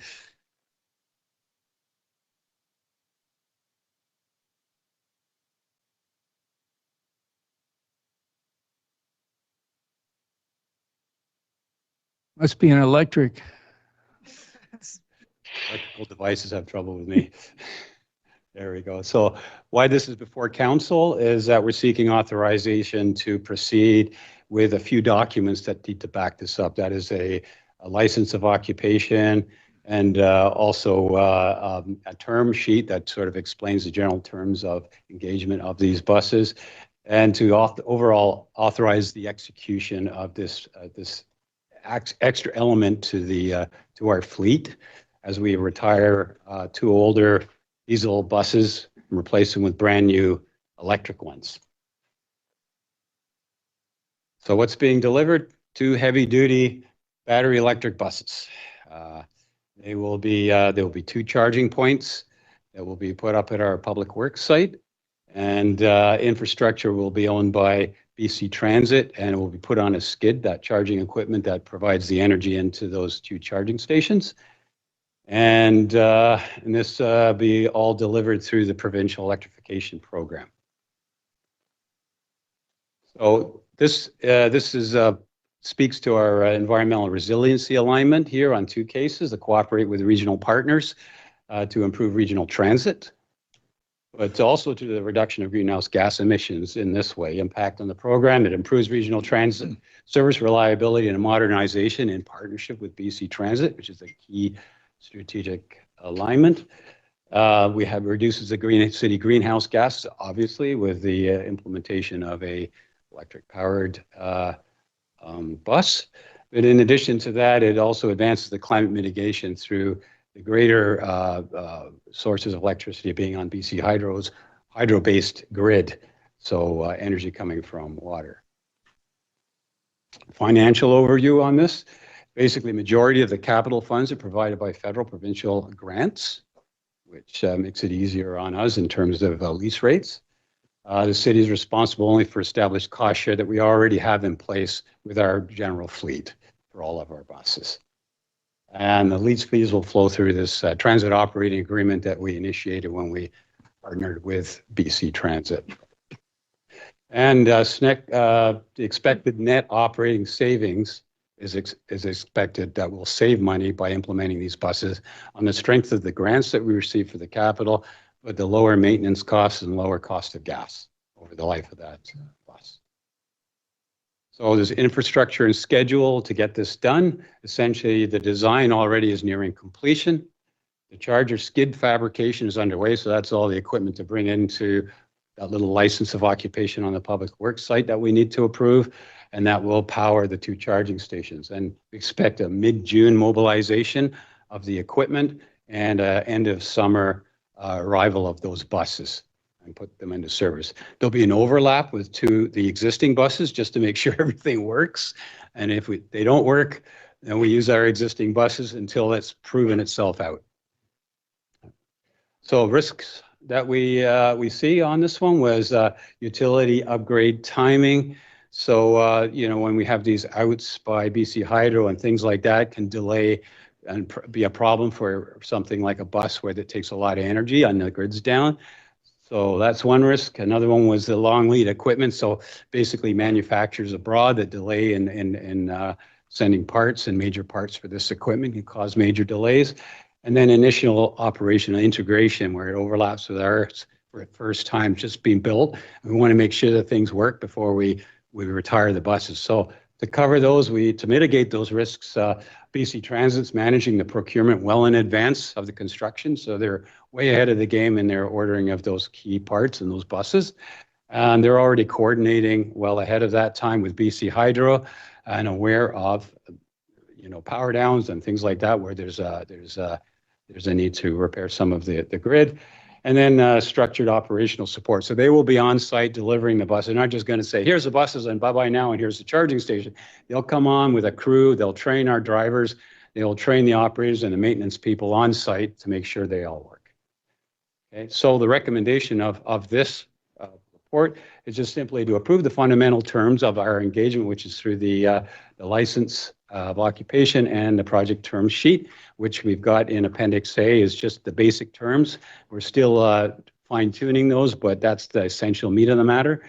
And then second is to just authorize execution with the license of occupation and getting on with getting these set up for an August launch, we hope. And direct inclusion of lease infrastructure costs within our longer-term budget. Even though we're saving money, but we want to make sure it's clear that those pieces are in the budget. Thank you. Any questions before the motion? Councillor Isaacson. Thank you, Mayor. Through the chair to staff, the table on page 4 of 5 of the report, which outlines the draft budget for 2026-27 and kind of what the totals are.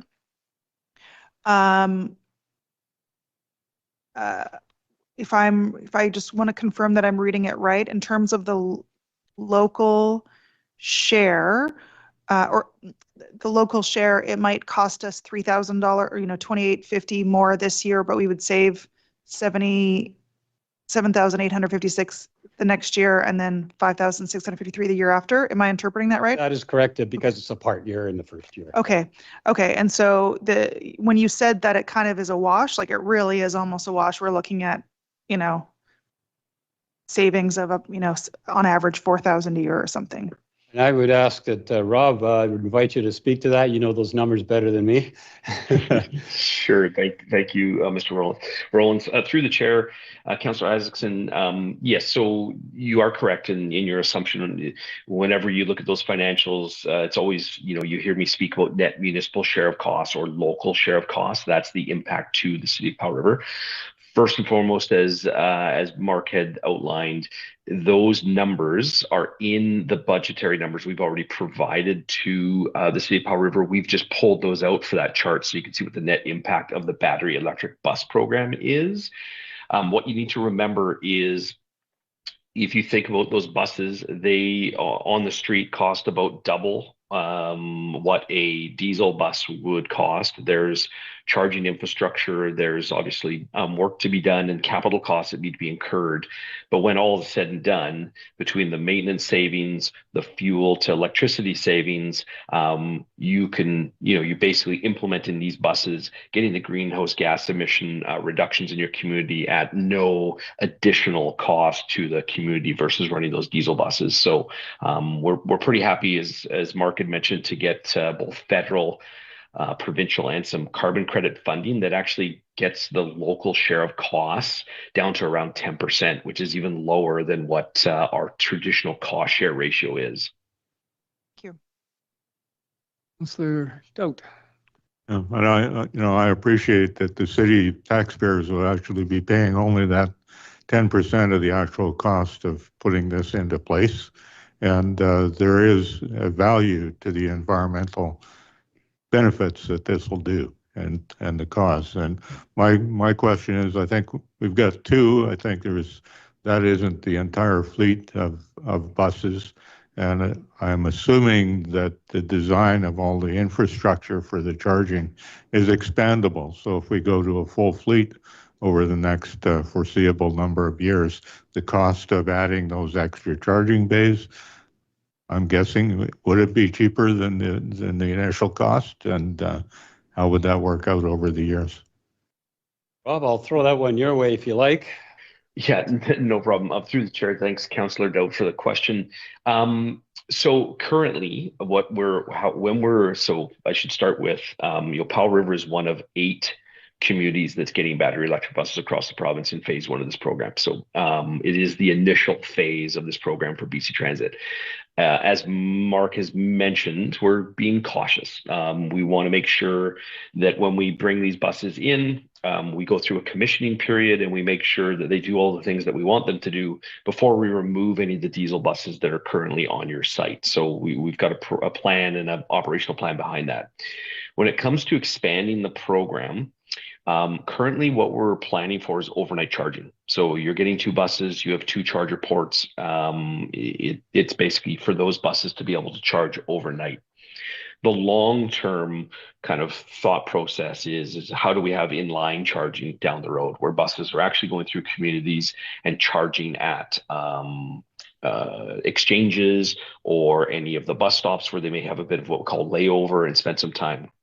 So I think in the initial phases, and I'd have to concur with our team, but I think right now it's kind of a 1-to-1 charger to bus ratio because of that overnight charging. Couldn't probably charge 2 buses fully overnight on 1 charger. So I think we would need to expand, but the most important thing is that we're future-proofing some of the electrical capabilities of the sites to future-proof the addition of new chargers, because that's a big part of the cost.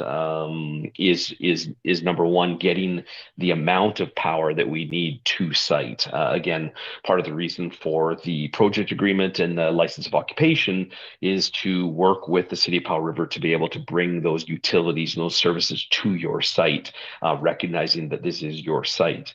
The chargers themselves, though, are being built on what we call a skid format. So they are movable as the fleet kind of expands or changes, or your needs on your property change. We are able to move them. Again, we still need to move some of the utilities, but we are able to move those around. So I think, to answer your question, sorry for the long answer, is currently right now it would be a 1-to-1 on chargers to buses. Thank you. Councillor Southcott. Yeah, thank you. Can you speak to lifespan of the electric buses and comparatively to the diesel buses? I think they're 1-to-1, aren't they? 15-year retirement, but I'll throw that to Rob as well.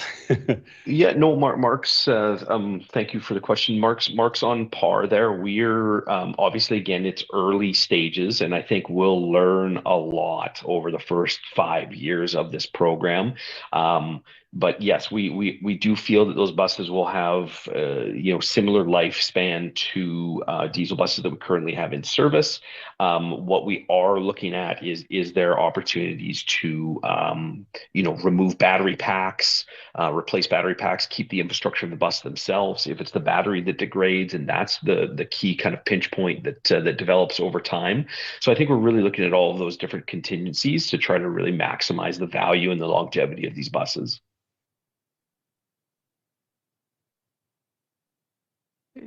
Worship. Yes, Councillor Elliott. Thank you. So wonderful to have the report and all of this information. I have kind of a question around the greenhouse gas emissions and all municipalities having targets. And at one point in time, we were on track, but it wasn't a long-term sustainable thing because we were taking from designated parks and it was going to end. And I haven't heard where we're at. Is this a credit for our city's greenhouse gas emissions targets? And or is it being used provincially because of the way the structure is for it? And then the second follow-up question around battery packs is that they typically degrade at a slow pace over time, and that would shorten the hours they can be used at some point in time, and whether we're planning for that or how does that work functionally for us? Through the chair, some great questions. So what I do know is we will be BC Transit, because we procure the buses provincially. So we procure those buses. In order to get those costs that we kind of mentioned to where they are, we will be applying for carbon, quote unquote, the provincial carbon credits that go along with those. I can't speak to how that affects your own greenhouse gas calculations, but I can speak to the carbon credits that we will benefit from those, and you technically benefit from that in terms of it reducing the cost of operating those buses. The second piece on the battery degradation, what I can tell you is when these buses arrive, it's not just chargers and buses. It will also come with a whole software management program, or kind of an operational program, that will monitor, adjust, and communicate to Powell River City staff the condition of all of those buses at all times. In fact, it'll give them real-time information. So Mark will be sitting in front of his computer and he'll be able to see in real time where the buses not only are, but also where their battery health is at, what the charge is. And the point of that is that dispatch can help support the drivers. The drivers need to bring a bus back for charging, that they can dispatch another bus to help keep the service in service. So again, I think as we develop this out, we've got some really good software that's going to help us monitor and track the buses. And I think we're just going to learn kind of exponentially as these buses are in service. So looking forward to doing so. Do you care to put forward a motion? Councillor Isaacson. Thank you, Mayor. I move that Council approves the fundamental terms and conditions of the license of occupation and project term sheet, together the project agreements, as attached to the BEB report, that staff be directed to include the city's share of BEB related lease and infrastructure costs within the city's 2026-2030 5-year financial plan, consistent with the project agreements and the transit cost sharing model, and that staff be authorized to finalize and execute the project agreements with BC Transit in substantial accordance with the fundamental terms described in and attached to the report. Second by Councillor Almeida. Any further discussion before I call? All in favor? Passed unanimously. Thank you very much. Thank you for your time. Have a good night. Thank you, Rob. See you soon. Thank you. I'll move to 14.4, which is Cathette Pickleball Association request for city-owned land. I'm just going to ask our corporate officer on protocol here. I had submitted motions on this. Would that be at the end of the presentation? Your Worship, I think staff ought to give the presentation first, and then you'll be in charge of how the matter is handled after that. Thank you. Please. Evening, Mayor and Council. Thank you. Here to just provide a few brief comments on the report before you. Since the fall of 2024, Council has received multiple delegations from the Cuthbert Pickleball Association and has considered several motions related to the use of city-owned land for a pickleball facility. A standing committee was established to recommend suitable city-owned properties, which led to the recommendation of the Timberlane Avenue site as a potential location. Staff brought forward a report in December with information about the Timberlane property and outlined the broader considerations and risks associated with leasing city-owned land to a nonprofit organization to deliver recreational services. Simultaneously, the QPA has continued to express their interest in the recreational complex site as their preferred location for a facility. Accordingly, this juncture presents an opportunity to take a broader strategic view of recreational service provisions in our community. And to speak more about that, I'm going to hand it over to the Director of Parks, Recreation and Culture.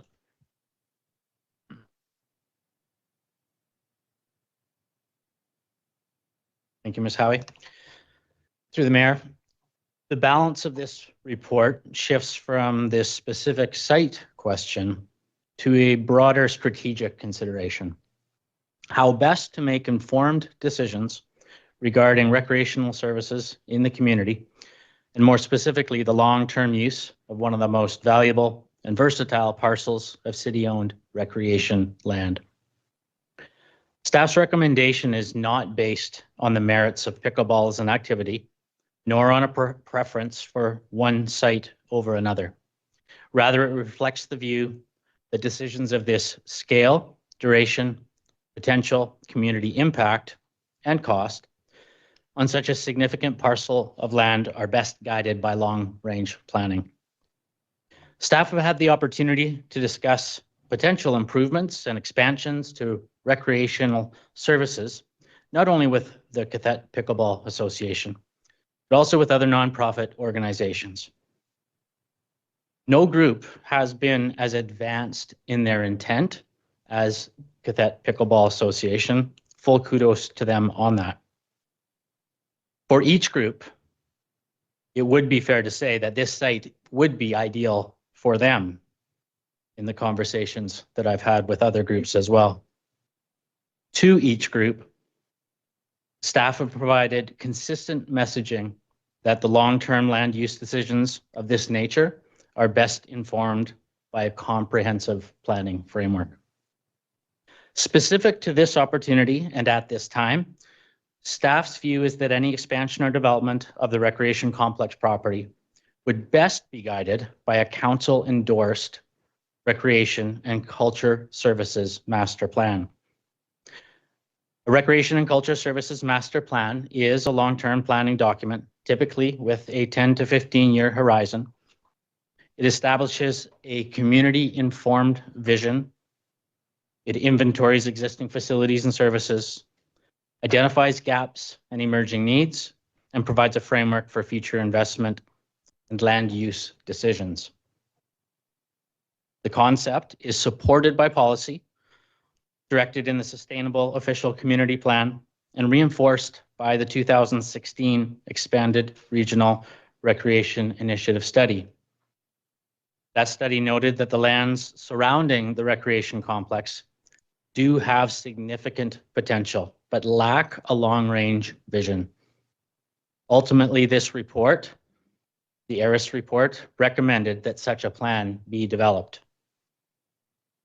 If directed to proceed, a master plan would include an exploration of future facility and land use considerations, including the recreation complex lands.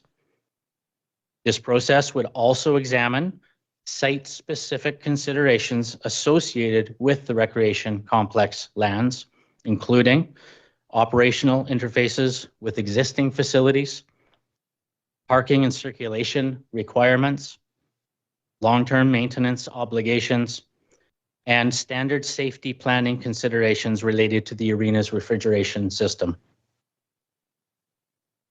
While this site is sizable, it is not unlimited.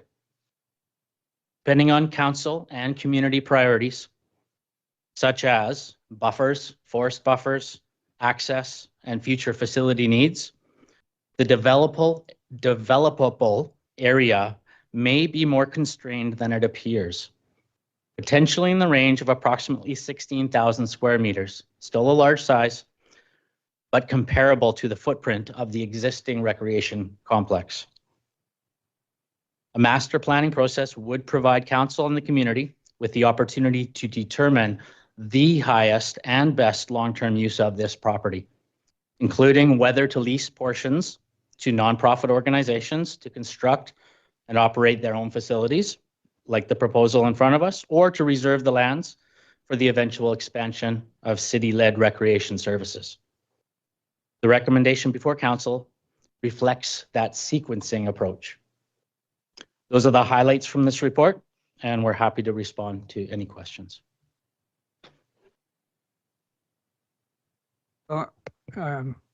I will do the unusual thing and I'll start by responding. I've had an opportunity over the last 2 years to both talk with mayors of cities that have built or supported the building of large pickleball facilities. The mayors have all emphasized the significant cultural advantage and economic. And with a little bit of sense of humor, they said, we actually hope you don't do it in Powell River because you'll take away a lot of the events that add considerable economic development to our community. And so with regard to planning, I've gone through the files I inherited in the mayor's room, and it's full of plans that have never been implemented. I'll give you an example. So in 2021, the city was given a $290,000 grant by the province in consideration for the closing down of the mill to do a plan for the downtown portion. 2021, we have never seen that. We have seen no result from that $290,000. So what we have with regard to the Pickleball Association, and it complements what the people said in the review of the financial, they want parks, recreation, and culture. So here you have an organization that at no cost to the city is going to provide a huge opportunity for age groups from 6 to 90 to get out and play. And I know from talking with significant number of potential people to come to Powell River and redevelop the old mill site, recreation and culture is very important. And a number of them specifically said, do you have a pickleball facility? The advantage of a pickleball facility is if you want to have a family event, you can go out. You can have the children, the parents, and the grandparents all out having fun playing pickleball together. So the first motion that I would like council to consider is that council directs staff to finalize a lease with the Capet Pickleball Association for a suitable site on the recreation compact lands for a pickleball facility, and that staff to return to council by the June 18th, 2026 council meeting for approval of the lease. And if there's a seconder, I will continue. Thank you, Councillor Dowd. So in looking at this, what's really important is to consider that other cities have seen the huge advantage of a pickleball facility, the #1 activity. And as I stated previously, it allows everybody in a family to go out and play. And the location at the rec center, if somebody happens to be an up-and-coming swimmer, they can go swim while the rest of the family plays pickleball. And there has been no downside that any mayors have shared with me with regard to those that have fast-tracked a pickleball facility in their community.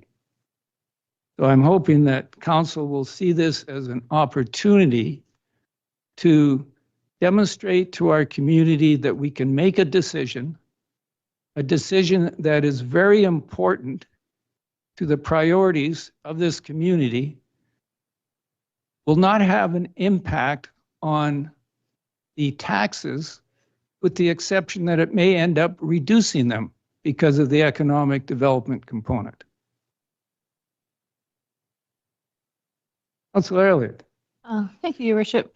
So we didn't do a round of questions after that report, but I wanted to kind of ask that if the nature of some of the competing interests were, I know personally of people who have asked to put daycare there because children and daycare is also really needed in our community, and the facilities of the rec complex complement being able to take children to do these outings in a very interesting, like easy way and connected fashion. So there's examples of other community members who have equal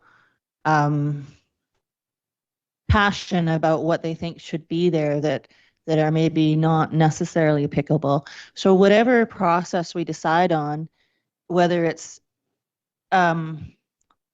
the master plan would include all of the community engagement, which would only be done once. But if we're going to circumvent appropriate planning for a site like this, you would need to have a fulsome community consultation on that piece of land and what the community thinks should be there. And the conversation we've been having with the pickleball, I think pickleball is going to be great and I can't wait to have one.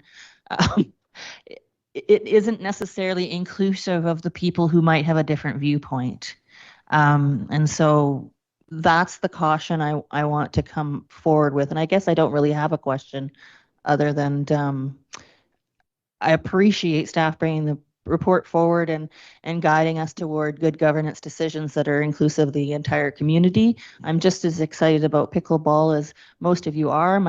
My family members who play are very interested in us having that access. It doesn't mean that other uses shouldn't have a say in this process.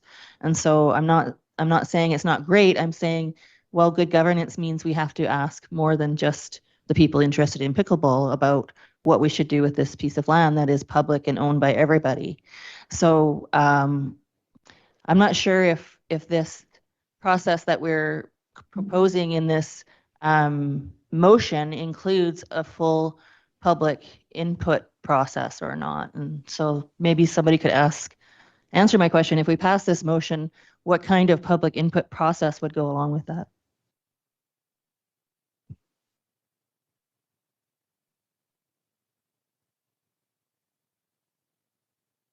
Just through the mayor, for clarity, you are asking about the motion that the mayor has put forward. Yeah. I don't want to speak for the mayor, but I can extrapolate that based on the motion that I don't think there would be another public process in regards to what would happen on the site or where it would be. It'd be left up to staff, but maybe Mayor Wasno, you could answer the question better than I could. Sure.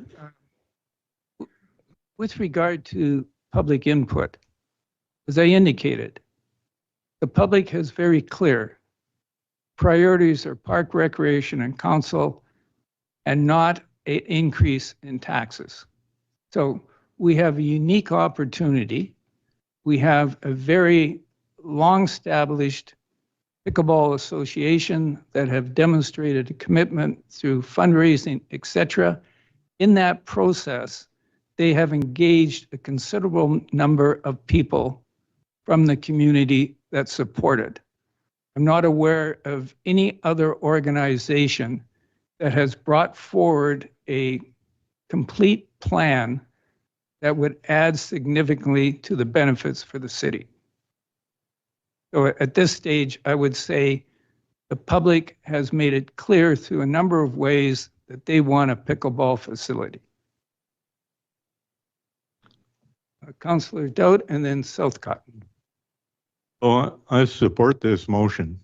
And the first time we had a delegation from the pickleball players, I thought it was a good delegation. It's an interesting sport, obviously very popular here and everywhere else, and I appreciated it, but I wasn't quite sure that they had an idea about exactly the right place to do it, or whether they had the capacity and the ability to actually put something together and do it without cost to the city and without adding operational costs to the city. But since then, I've listened to what the different delegations were saying. I've talked to them personally. I've met with some of the pickleball club people to look at examples of how this could be done and how it has been done other places. I discovered, actually, you can find it on your cable TV channel if you have the same kind of cable TV I do. There's a series of videos about the Vernon Pickleball Association and how they did very much a similar thing. They found space in their community to do it, found a piece of property, like a city lease piece of property that we could give them, got together and financed it themselves. They were selling debentures to the people that wanted to play pickleball. Put $1,000 or $2,000 in and it gets paid back by your player fees as you go along. So I've seen the plans that they have for a building to do that operation. It seems pretty straightforward. They seem able to do it. I've listened to the club's presentations about why they believe the complex area would be the best place to put it. I can see that. You could have, I'm listening to the mayor and seeing pickleball competitions where we have people from all over the province come because they don't want to go south of the border anymore. So they'd rather come here to play pickleball than go to Arizona, I'm sure. And, we could, when you've got that many people, we've got the big parking lot for the complex already. We've got various other rooms that can be used to support a big tournament and meet like that and to occupy other people's. And so I think it's a good idea. I think it's forward. I understand the need that the city is telling, or the staff is telling us about having future plans. But when you look at the future plans, like the Aris plan, it's an old plan. It existed before I ever came to town, and no planning has been done. We've got a community, official community plan that the city is trying to prepare. We were talking about trying to prepare it in 2022. Hasn't happened. Maybe that's going to happen in 2027. But, and my fear is if we decide that we're not going to do anything until after we've created these plans, then the enthusiasm and the participation of people that want to get this going will disappear. Well, I support the mayor's resolution, and I would like to see this go ahead because I'd like to see the complex that includes a pickleball court happen. Councillor Southcott. Thank you, Worship. When the original suggestion of the Timberlane property came forward, it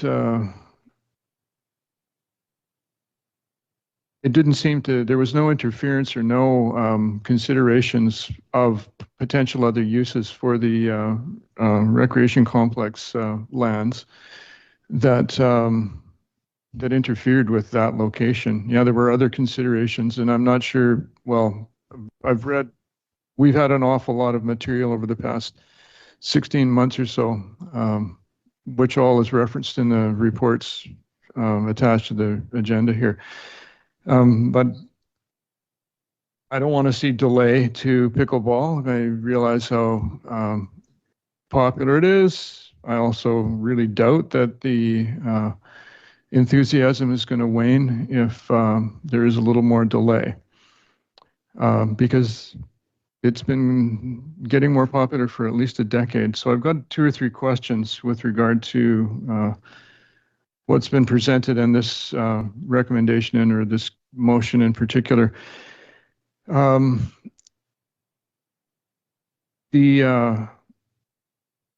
First of all, I believe that the grant that the mayor spoke to was actually satisfied by the downtown plan and the business plan, was it not, that followed that? So that money was actually used, and the results were productive for us. With respect to the plan that is being suggested, the overall recreation plan, is that intended to be part of the OCP? And second question is, how relevant is the condition and the situation of our pool to that master plan? The reason I ask this is because of discussion prior to Christmas, and then the massive feedback, plus the indication in the previous report that we had, I think it was 14.1, of how popular that resource is, and the reality of the possibility of an either-or option. So can you answer that question for me, or those two questions? Through the chair, yes, I was listening so intently on the second question, I've actually forgot the first question. I apologize. Was part of, is the master plan intended to be part of the OCP? And that's, I'm wondering, because of the 2027 date for it. Through the mayor, no, would not be necessarily part of the OCP, but it would be aligned with, and we would intend on piggybacking on some of the engagement processes that would be included with that for economy of scale. But most definitely align with and feed forward into that OCP if we were to start a master planning process beforehand. As far as the pool impacts, the short answer is yes. The condition of the pool would feed into the master plan for the rest of the rec complex site. There are what-if scenarios that still need to be determined. We've got a master planning facilities process that is currently underway across multiple facilities in the city, the rec complex being one of them. The pool and the rec complex are at their statistical end of life. That does not mean that we can't continue to rehab them, but at some point, most similar facilities run into a problem in that it becomes more expensive to fix than it will be to continue. Therefore, if the pool were to have, you asked specifically about the pool, if the pool were to have a critical scenario in its foundation or plumbing, and it was cost prohibitive to fix, which it would be if it was the foundation, we would be needing to look at a new location for a pool. And one of the options for a new location for a pool would also be on the complex property, possibly. We wouldn't know that until we went through a proper planning process. I just received a note from the CAO, and I would like to see if there's a consensus that we can stay until 9:30 if required to complete.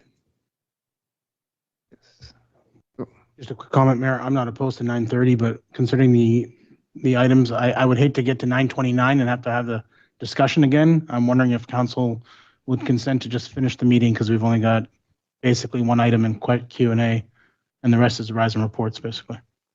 We have a consensus? What's it? Right. Is Councillor Alameda asking for? Hopefully we're done by 9:30, but let's just get the meeting done no matter what. But are we hoping for 9:30, or you want to just continue on till we're done? Second one.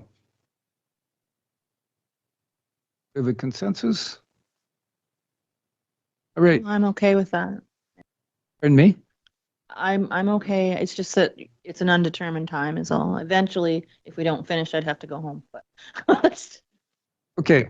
Thank you very much. Over to you, Councillor Selprath. Yeah, thank you. So specifically, how much does $10 million as an estimate for the roof of the pool figure into what might be an eventual, I know this is a new build hypothetical question, but that just seems like an awful lot of money.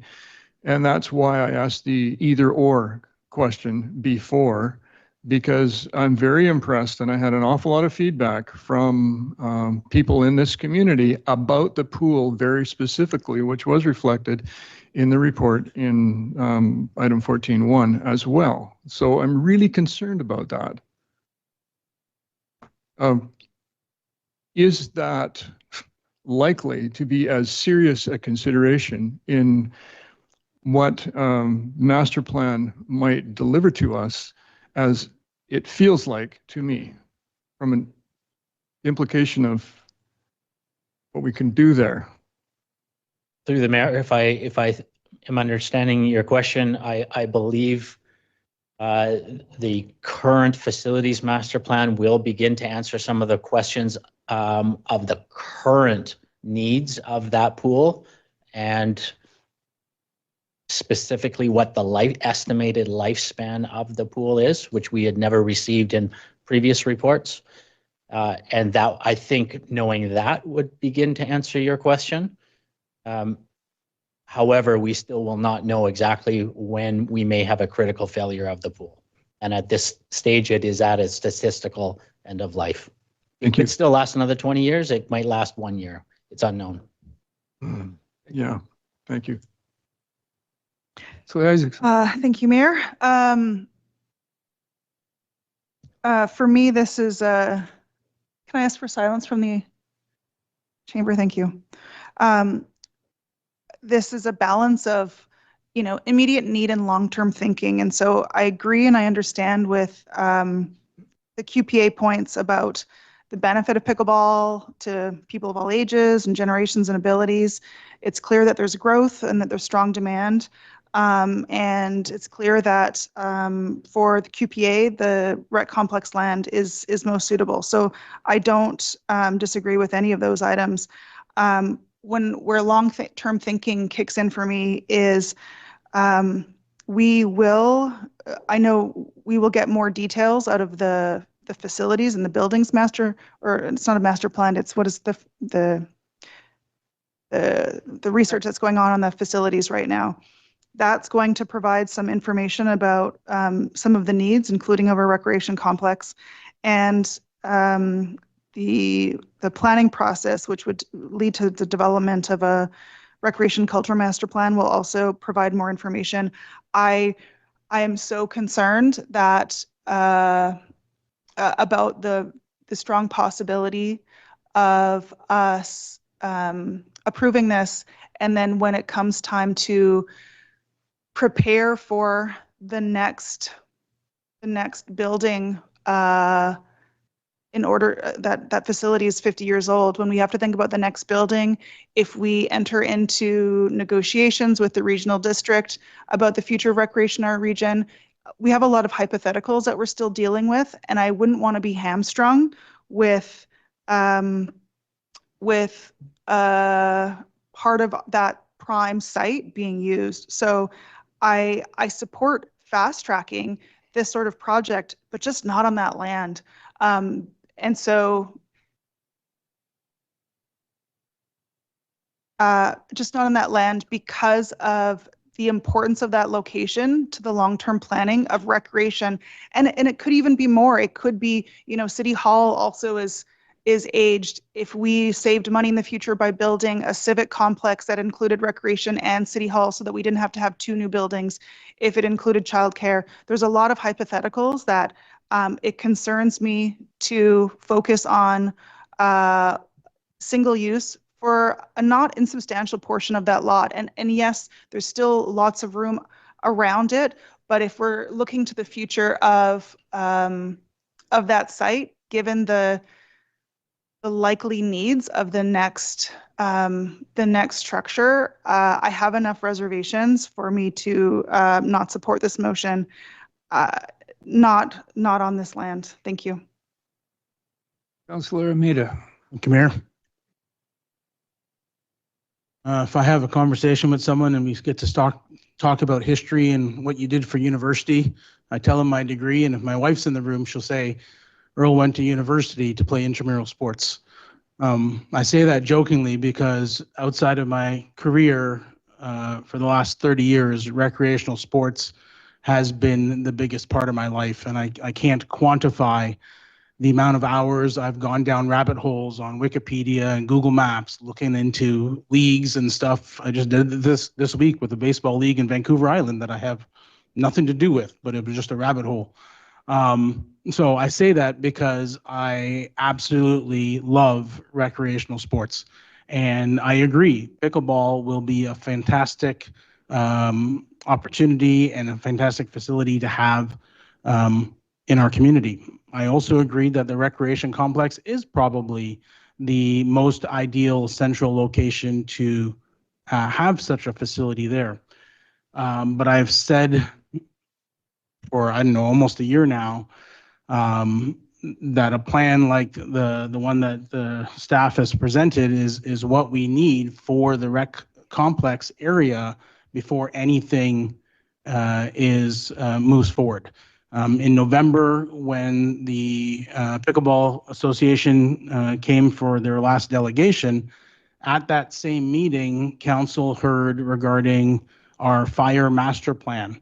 And in that presentation, the consultant that prepared the plan made reference to the benefit of having a facility that would be beneficial for the fire department for training purposes and things like that, and almost specifically referenced the old Cranberry Fire Hall that we no longer own.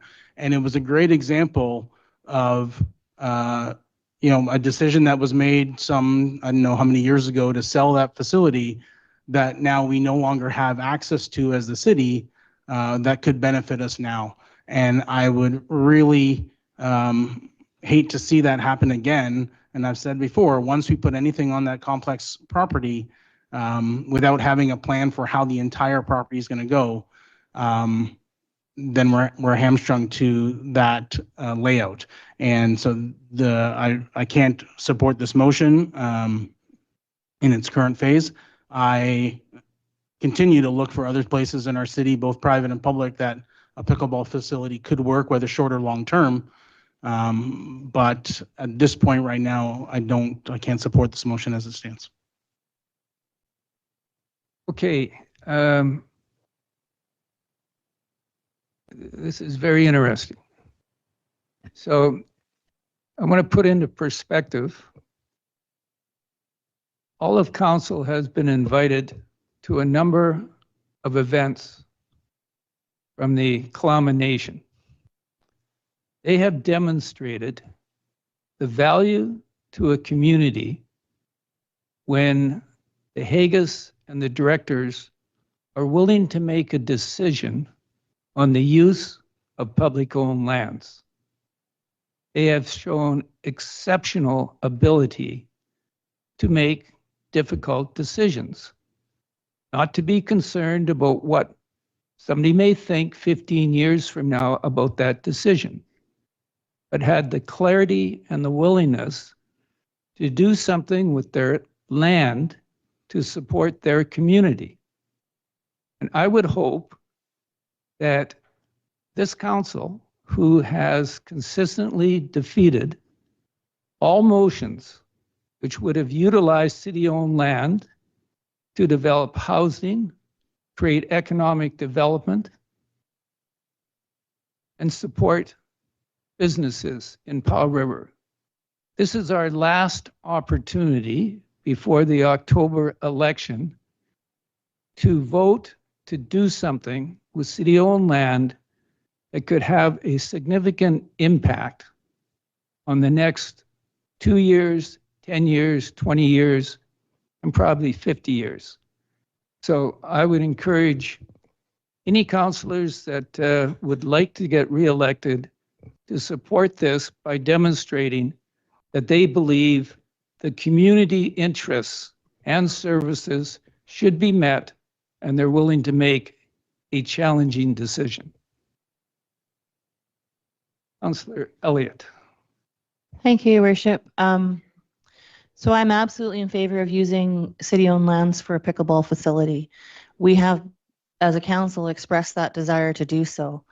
We're also fearful that we would alienate a piece of land that we might need for something that would not be able to be put somewhere else very easily.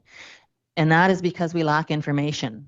And so I don't think, and we have made decisions around leases here to support housing and so forth.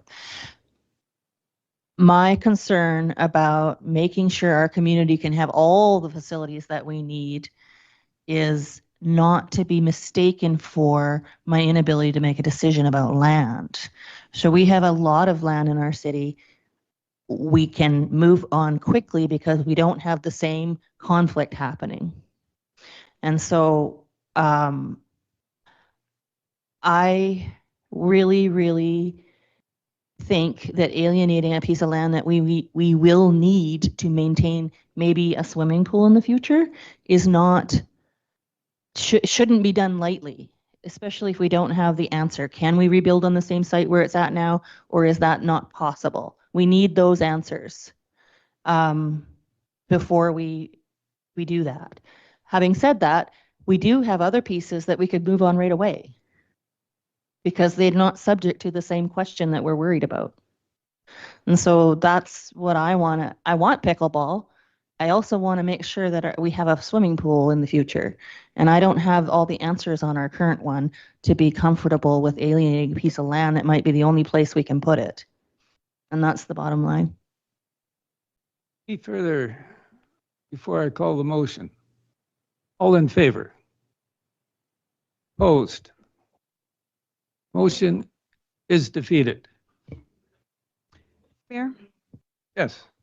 I'd like to make the motion in the report that council directs staff to inform the Cuthbert Pickleball Association that consideration to grant any city-owned land for use as a pickleball facility will be postponed until after the city completes a recreation, culture, and oh, actually, hold on a second.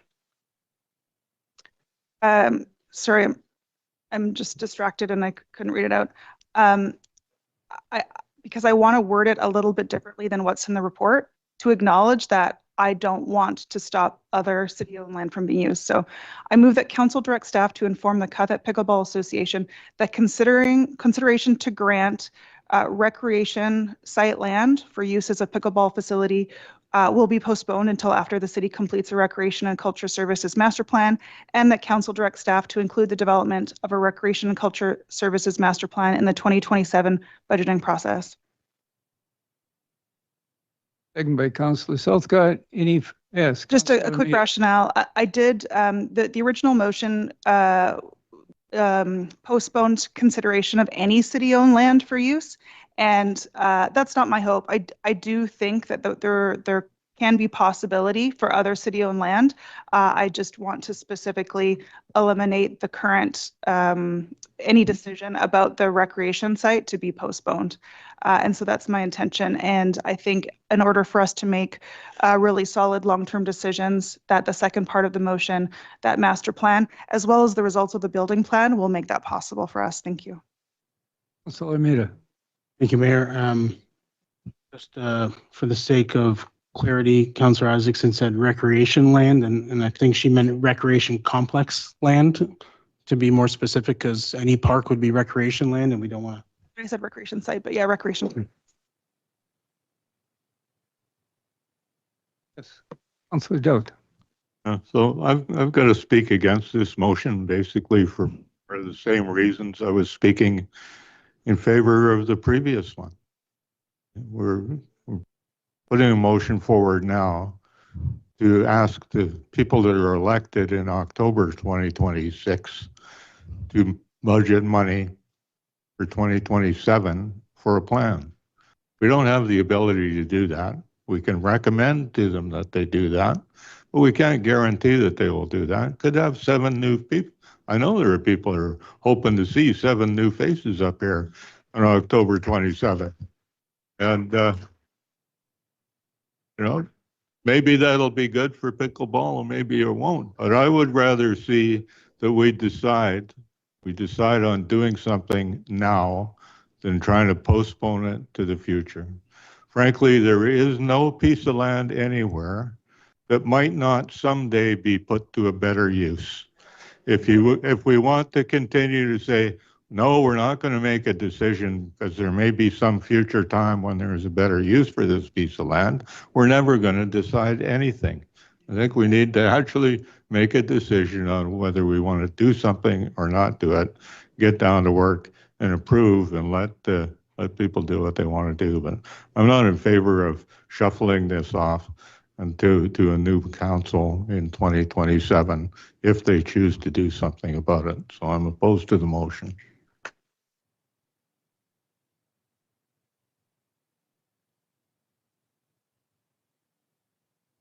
I'm very supportive of what Councillor Doudt said. And I just want to point out that in the discussions I had with our Chief Administrative Officer, just for clarification, the report that was initially started in 2021 has not come to council.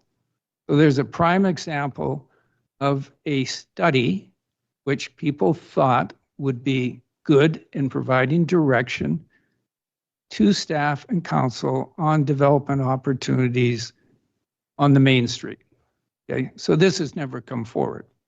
I think the chance of a plan as outlined by staff coming to council before 2028 or 2029, very unlikely.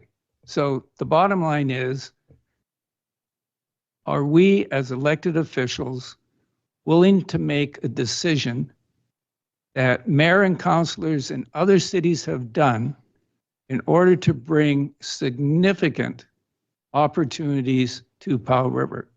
So like Councillor Doudt, I will not support this motion. Any further comments, discussions before I call them? Yes, Councillor Selk. A question for you, Mayor. Was there not another possibility for a temporary option that was entertained that you were thinking of making a motion for after this one?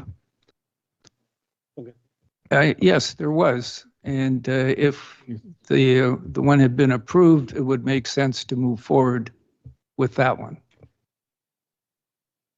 So if I understand you correctly, you're not planning on making that motion now? Well, I'm waiting until after the motion on the floor is considered.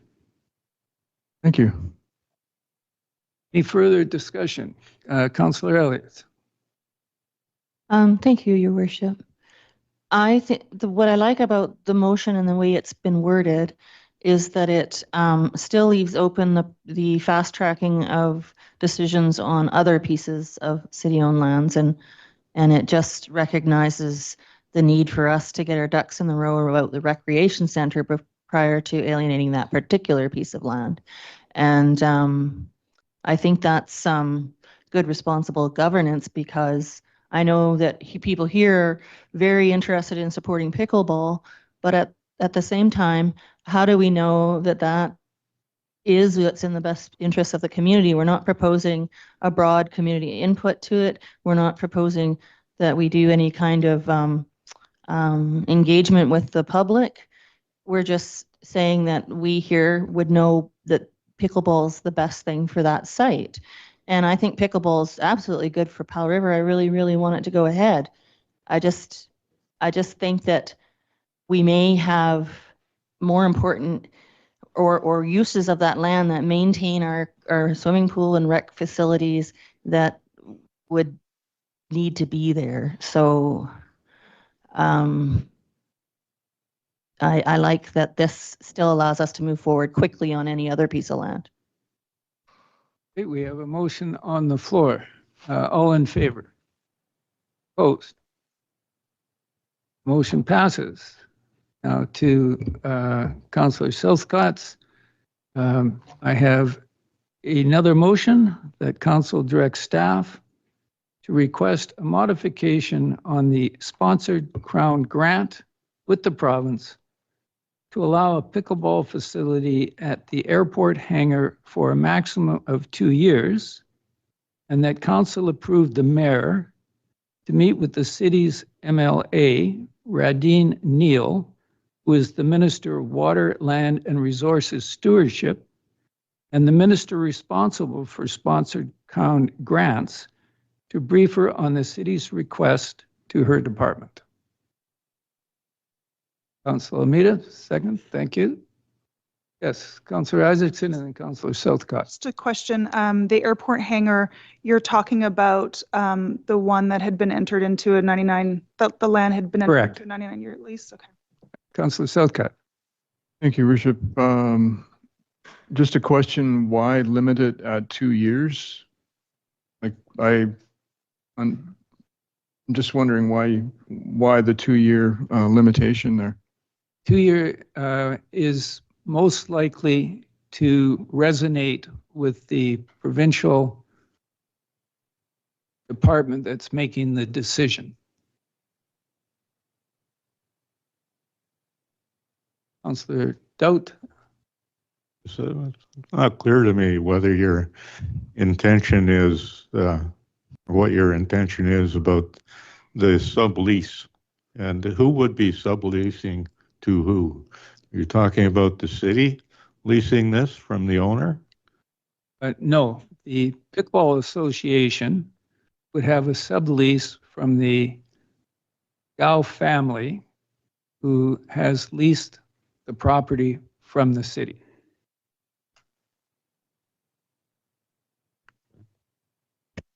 Isaacs. A follow-up question was, have you talked to the pickleball club about whether that's suitable for them? Yes, I was in attendance at the facility with the representative of the company and with several of the pickleball board members and players. And it was determined at that time that it could be a good interim facility. Councilor Elliott. So from what I recall of the owner leaseholder, they had performance marks that they had to meet in order to retain their lease. And I believe we wouldn't be allowed to ask for an update in those in public because it's I don't know if we are or we aren't, but my question to staff is, I haven't heard in a long time whether those performance markers have been met and what the status of that is. And whether that's something we can answer here or not.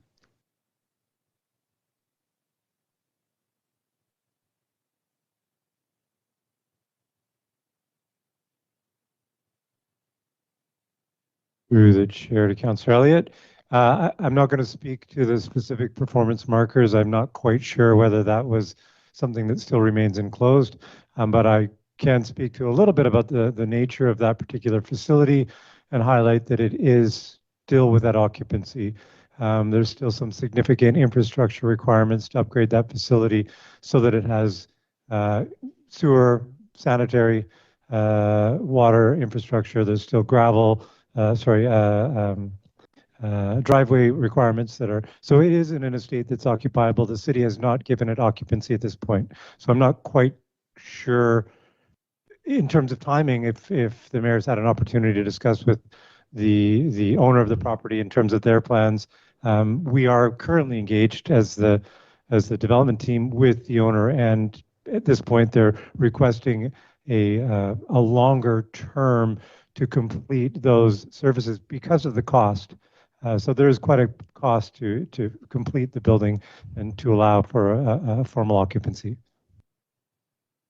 So just speaking to the motion, I think it's an amazing idea. I wonder if we should instead be having a motion to determine whether it's feasible or not. I don't know. I could comment that I have talked with the representative of the owners, and it is feasible depending on negotiations of lease rates. And the big advantage to the leasees today is that it would give them a reason to put in place the infrastructure that would facilitate getting another leaseor to come in. They've invested a significant amount of money in that concrete facility. So if Pickleball was to move in there, they would have a reason to put the infrastructure in place that Director Powell mentioned. So you're saying it would support that? Sorry, I didn't mean to talk out of turn. Councilor Isaacson. Thank you, Mayor. I mean, I support these motions in the sense that if everything was in place for occupancy to happen and it could move forward, then that makes this possible. This doesn't presume that occupancy permits have been granted. It doesn't confirm that that sublease can be negotiated between the owner and Pickleball.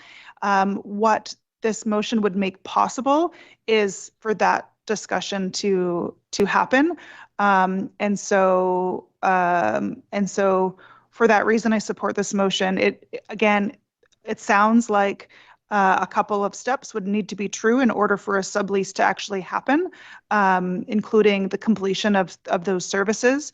But this might provide the hangar owners confidence to carry that out so that they could lease it and so that Pickleball could be in there for a sublease. I think given that it's still, there's intentions for that airport hangar, there's a reason that the city originally entered into that agreement.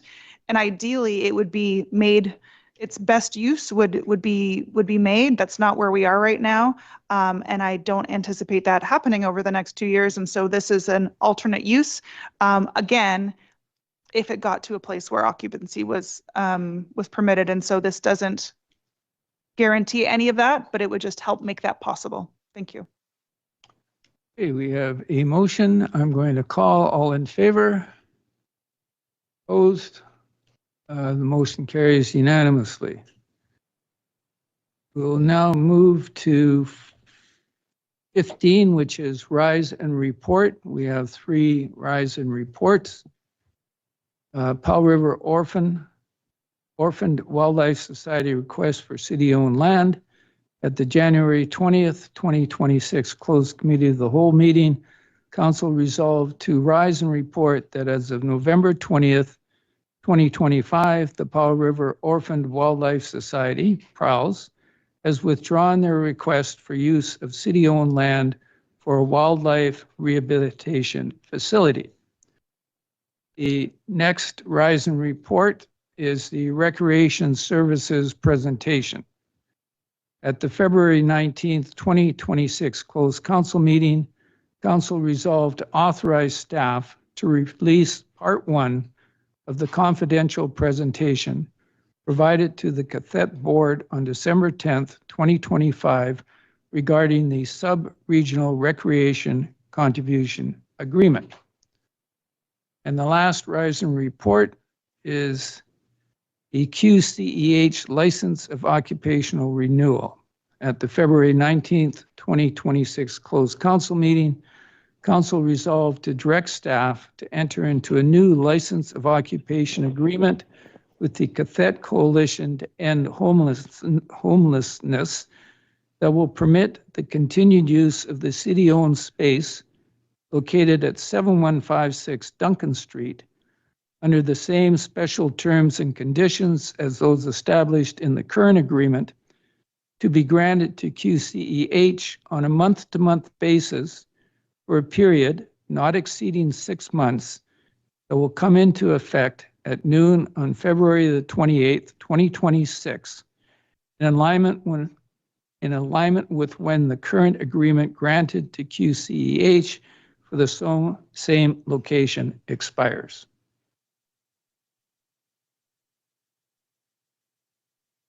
Okay, we'll now move to introduction of notice of motion.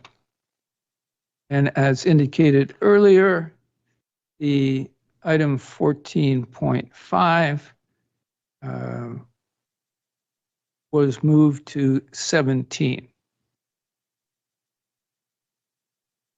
And so the way this is the introduction notice of motion, and that it would come forward to the next council meeting unless there was unanimous support to discuss it tonight. And I would like to indicate that there is not unanimous support to discuss it tonight. So we'll move to public clarification. and subject to the rules of conduct. Yes. I would ask, Mayor, that you or somebody read, preferably the mover of the motion, read it out before we move on in the agenda. All right. Who would like to read it out? Yes, Councillor Elliott. Thank you, Your Worship. I'm just going to move back up to that in the agenda. Notice of motion that council directs staff to prepare a report intended to inform the next council about 1, background information regarding the potential name change to the city, 2, a community engagement framework that includes resources required to implement with the objective of identifying a potential new name for the community to consider. Okay. All right. We'll move to public clarification. Your Worship? Yes. I know that the corporate officer explained why the motion was out of order for today's agenda. I wonder if he wouldn't mind explaining to those present again why we had to move it, just so that people don't think we tried to do that willy-nilly. To our corporate officer, would you please provide that information? Thank you, through the mayor. The reason that the reason that the motion was considered to be out of order and not appropriate to be considered this evening at item 14.5 was because it differed in wording from the original motion, which was put forward in accordance with the procedure bylaw and read out on February 5th. Our procedure bylaw in section 21 provides that there is a specific procedure to be followed in terms of notices of motion, and where that requires that the motion that was put forward be read and be brought forward, and it is not appropriate and not allowed to have amendments to the motion until such time as it's on the floor at the subsequent meeting, at which time it's open to debate and potential amendments. I consulted Robert's rules with respect to this particular matter and found that what that says is that where a motion is amended so that the change proposed by the amended motion then exceeds the scope of the previous notice that was given, the effect of the previous notice is destroyed and the motion cannot be considered. Additionally, Robert's rules provides that a motion is out of order if it conflicts with the bylaws of the organization. And as I mentioned, section 21 is quite specific in terms of the manner in which a notice of motion is to be read out and then brought forward to the next meeting. So that is why it was not able to proceed tonight as new business. Thank you very much. Okay, we'll move now to 18, which is public clarification, and subject to the rules of conduct set out in section 11 of the council procedure bylaw, members of the public may ask questions to clarify items discussed during the meeting for a maximum of 2 minutes. Questions may not be asked about a public hearing where the bylaw has not yet been adopted, defeated, or abandoned, nor in any other matters listed in section 19.8 of the council procedure bylaw. If you would like to call, the number is 833-782-7295, and our meeting ID is 487-650-825.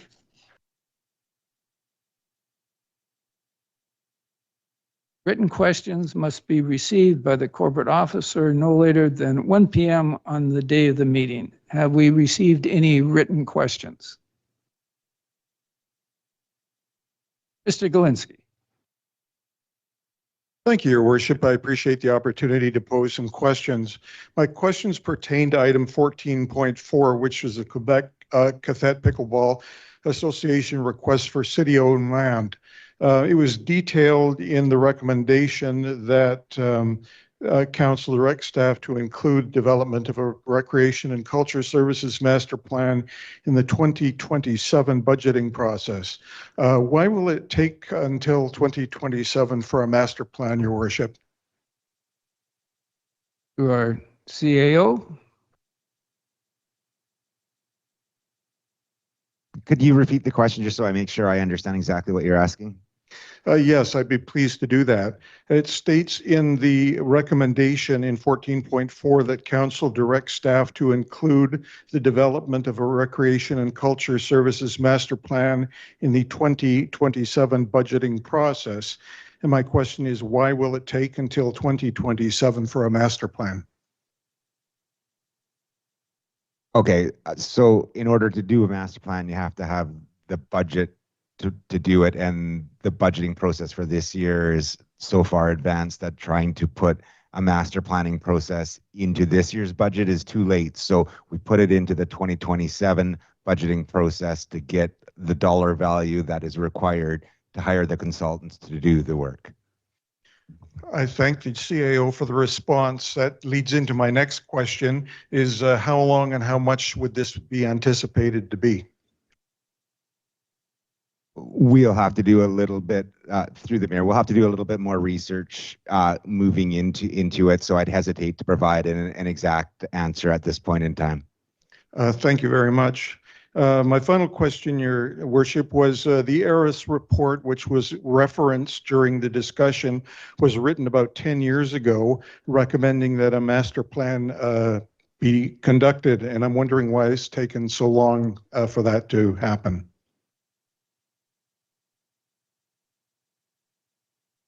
Well, that's an easy one for our CAO.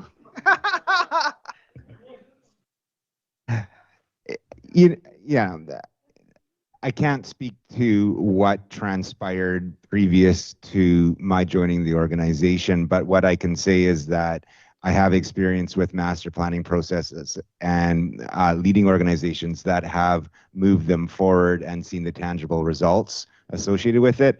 And that current administration is keen to move forward what we say we're going to be doing. In terms of what took place in 2020 or 2016, that I hesitate to even try to guess as to why it hasn't moved forward. I thank the CAO for the response. Thank you, Your Worship, for the opportunity to pose questions. Welcome. Roger Whitaker, citizen of Powell River, and thank you for the opportunity, Your Worship, to come to the microphone tonight. Is the CFO still on? Yes. Okay, so does the rural district contribute to the RCMP, the regional district rather? Through the chair, no, the regional district does not contribute to the RCMP municipal members in Powell River. So maybe respectfully, they may want to enter into a discussion about that if we hit that 90%. Second thing, the CFO in his presentation alluded to a community pay approach, which I believe involves special events such as maybe a visiting dignitary or a murder or some other such things that can suddenly boost the cost of the RCMP into the stratosphere. Is that correct? That becomes our responsibility 100%? Through the chair, yeah, should a major event occur within the city limits of Powell River, that would be a cost to the city. Right. So I'm wondering if it's possible to buy an insurance against that, just like margin insurance, so that we can put that aside, a small premium every month that would cover that hole-in-one moment, considering we only have a special event like that maybe once every 5 or 10 years, because we live in a relatively safe community. Just a suggestion. Thank you very much. The third question I have is I was in attendance at the February 4th Harbor meeting, and CIO Topham suggested that no elected officials should sit on a working group. So I wonder if that means we can look forward to the dismantling of all the elected officials on the Intergovernmental Protocol Working Group.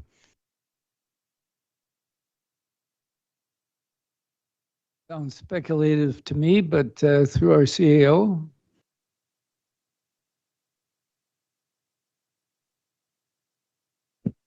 We were talking about committees at the Harbor User Advisory Committee and what constitutes a committee of council. I don't remember the exact conversation that took place, so I'm not really privy to speak to it. But my understanding in terms of the working groups that this council has formed, they were done by council at a council meeting and therefore directed by council to move forward. Thank you. And the Harbor Committee was not directed by council to form? They just sprung up on their own? Sorry, Chair, that's to you.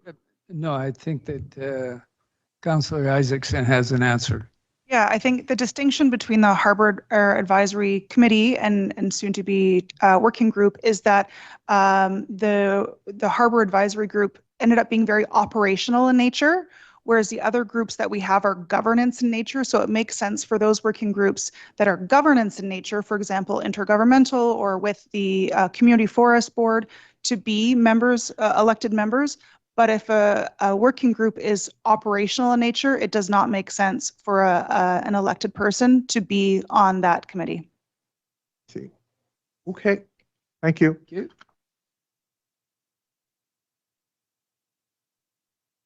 John Brownsell.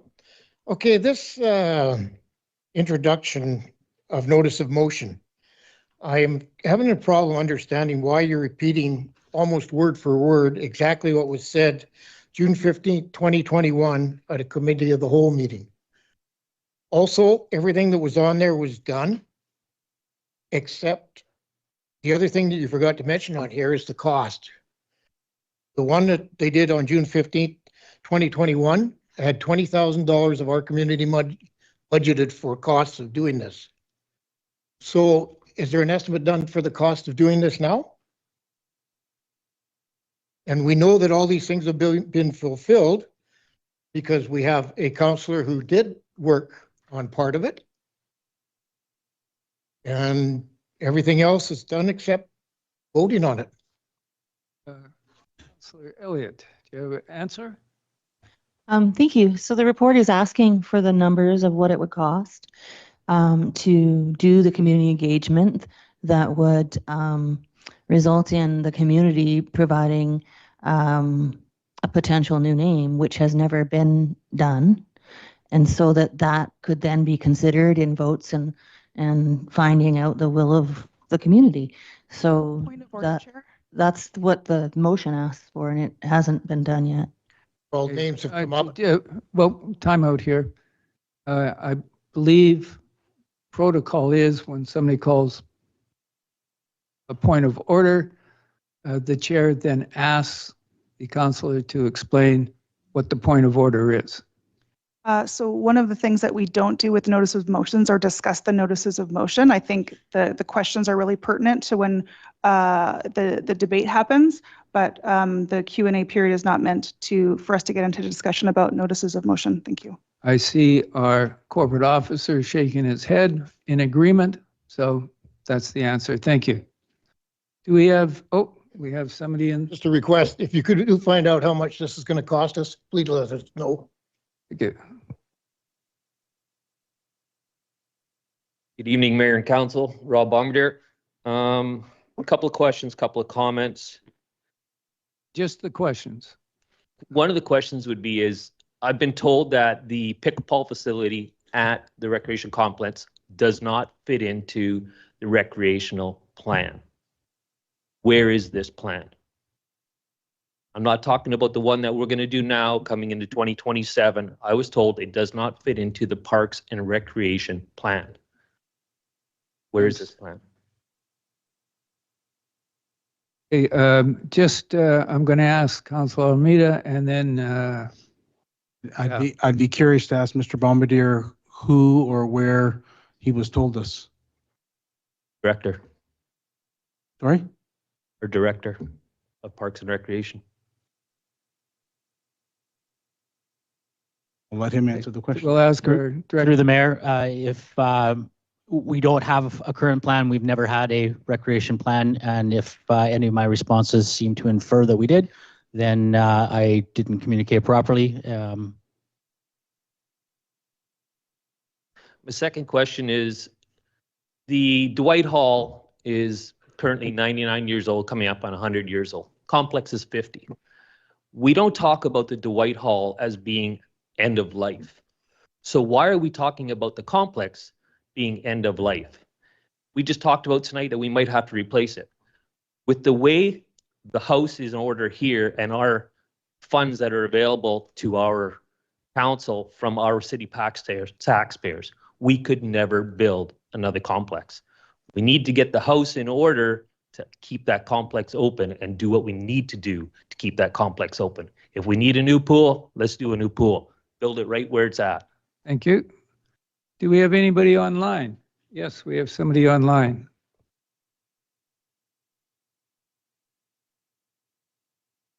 Any of my responses to infer that we did, then I didn't.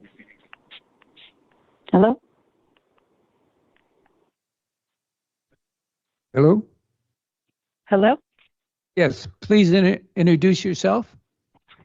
Yes, it's Pat Martin calling, and I have a question for Councillor Elliott.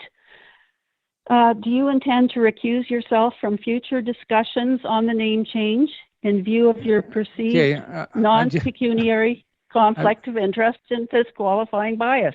That is a question, a reasonable question. No, it does not meet the requirements that are set out. So thank you very much. Do we have anybody else online? Your Worship. That's twice tonight where I've been asked this question that is publicly. But asked inappropriately, so there's end of the story. Do we have anybody else online? Okay. Thank you very much. We are now adjourned.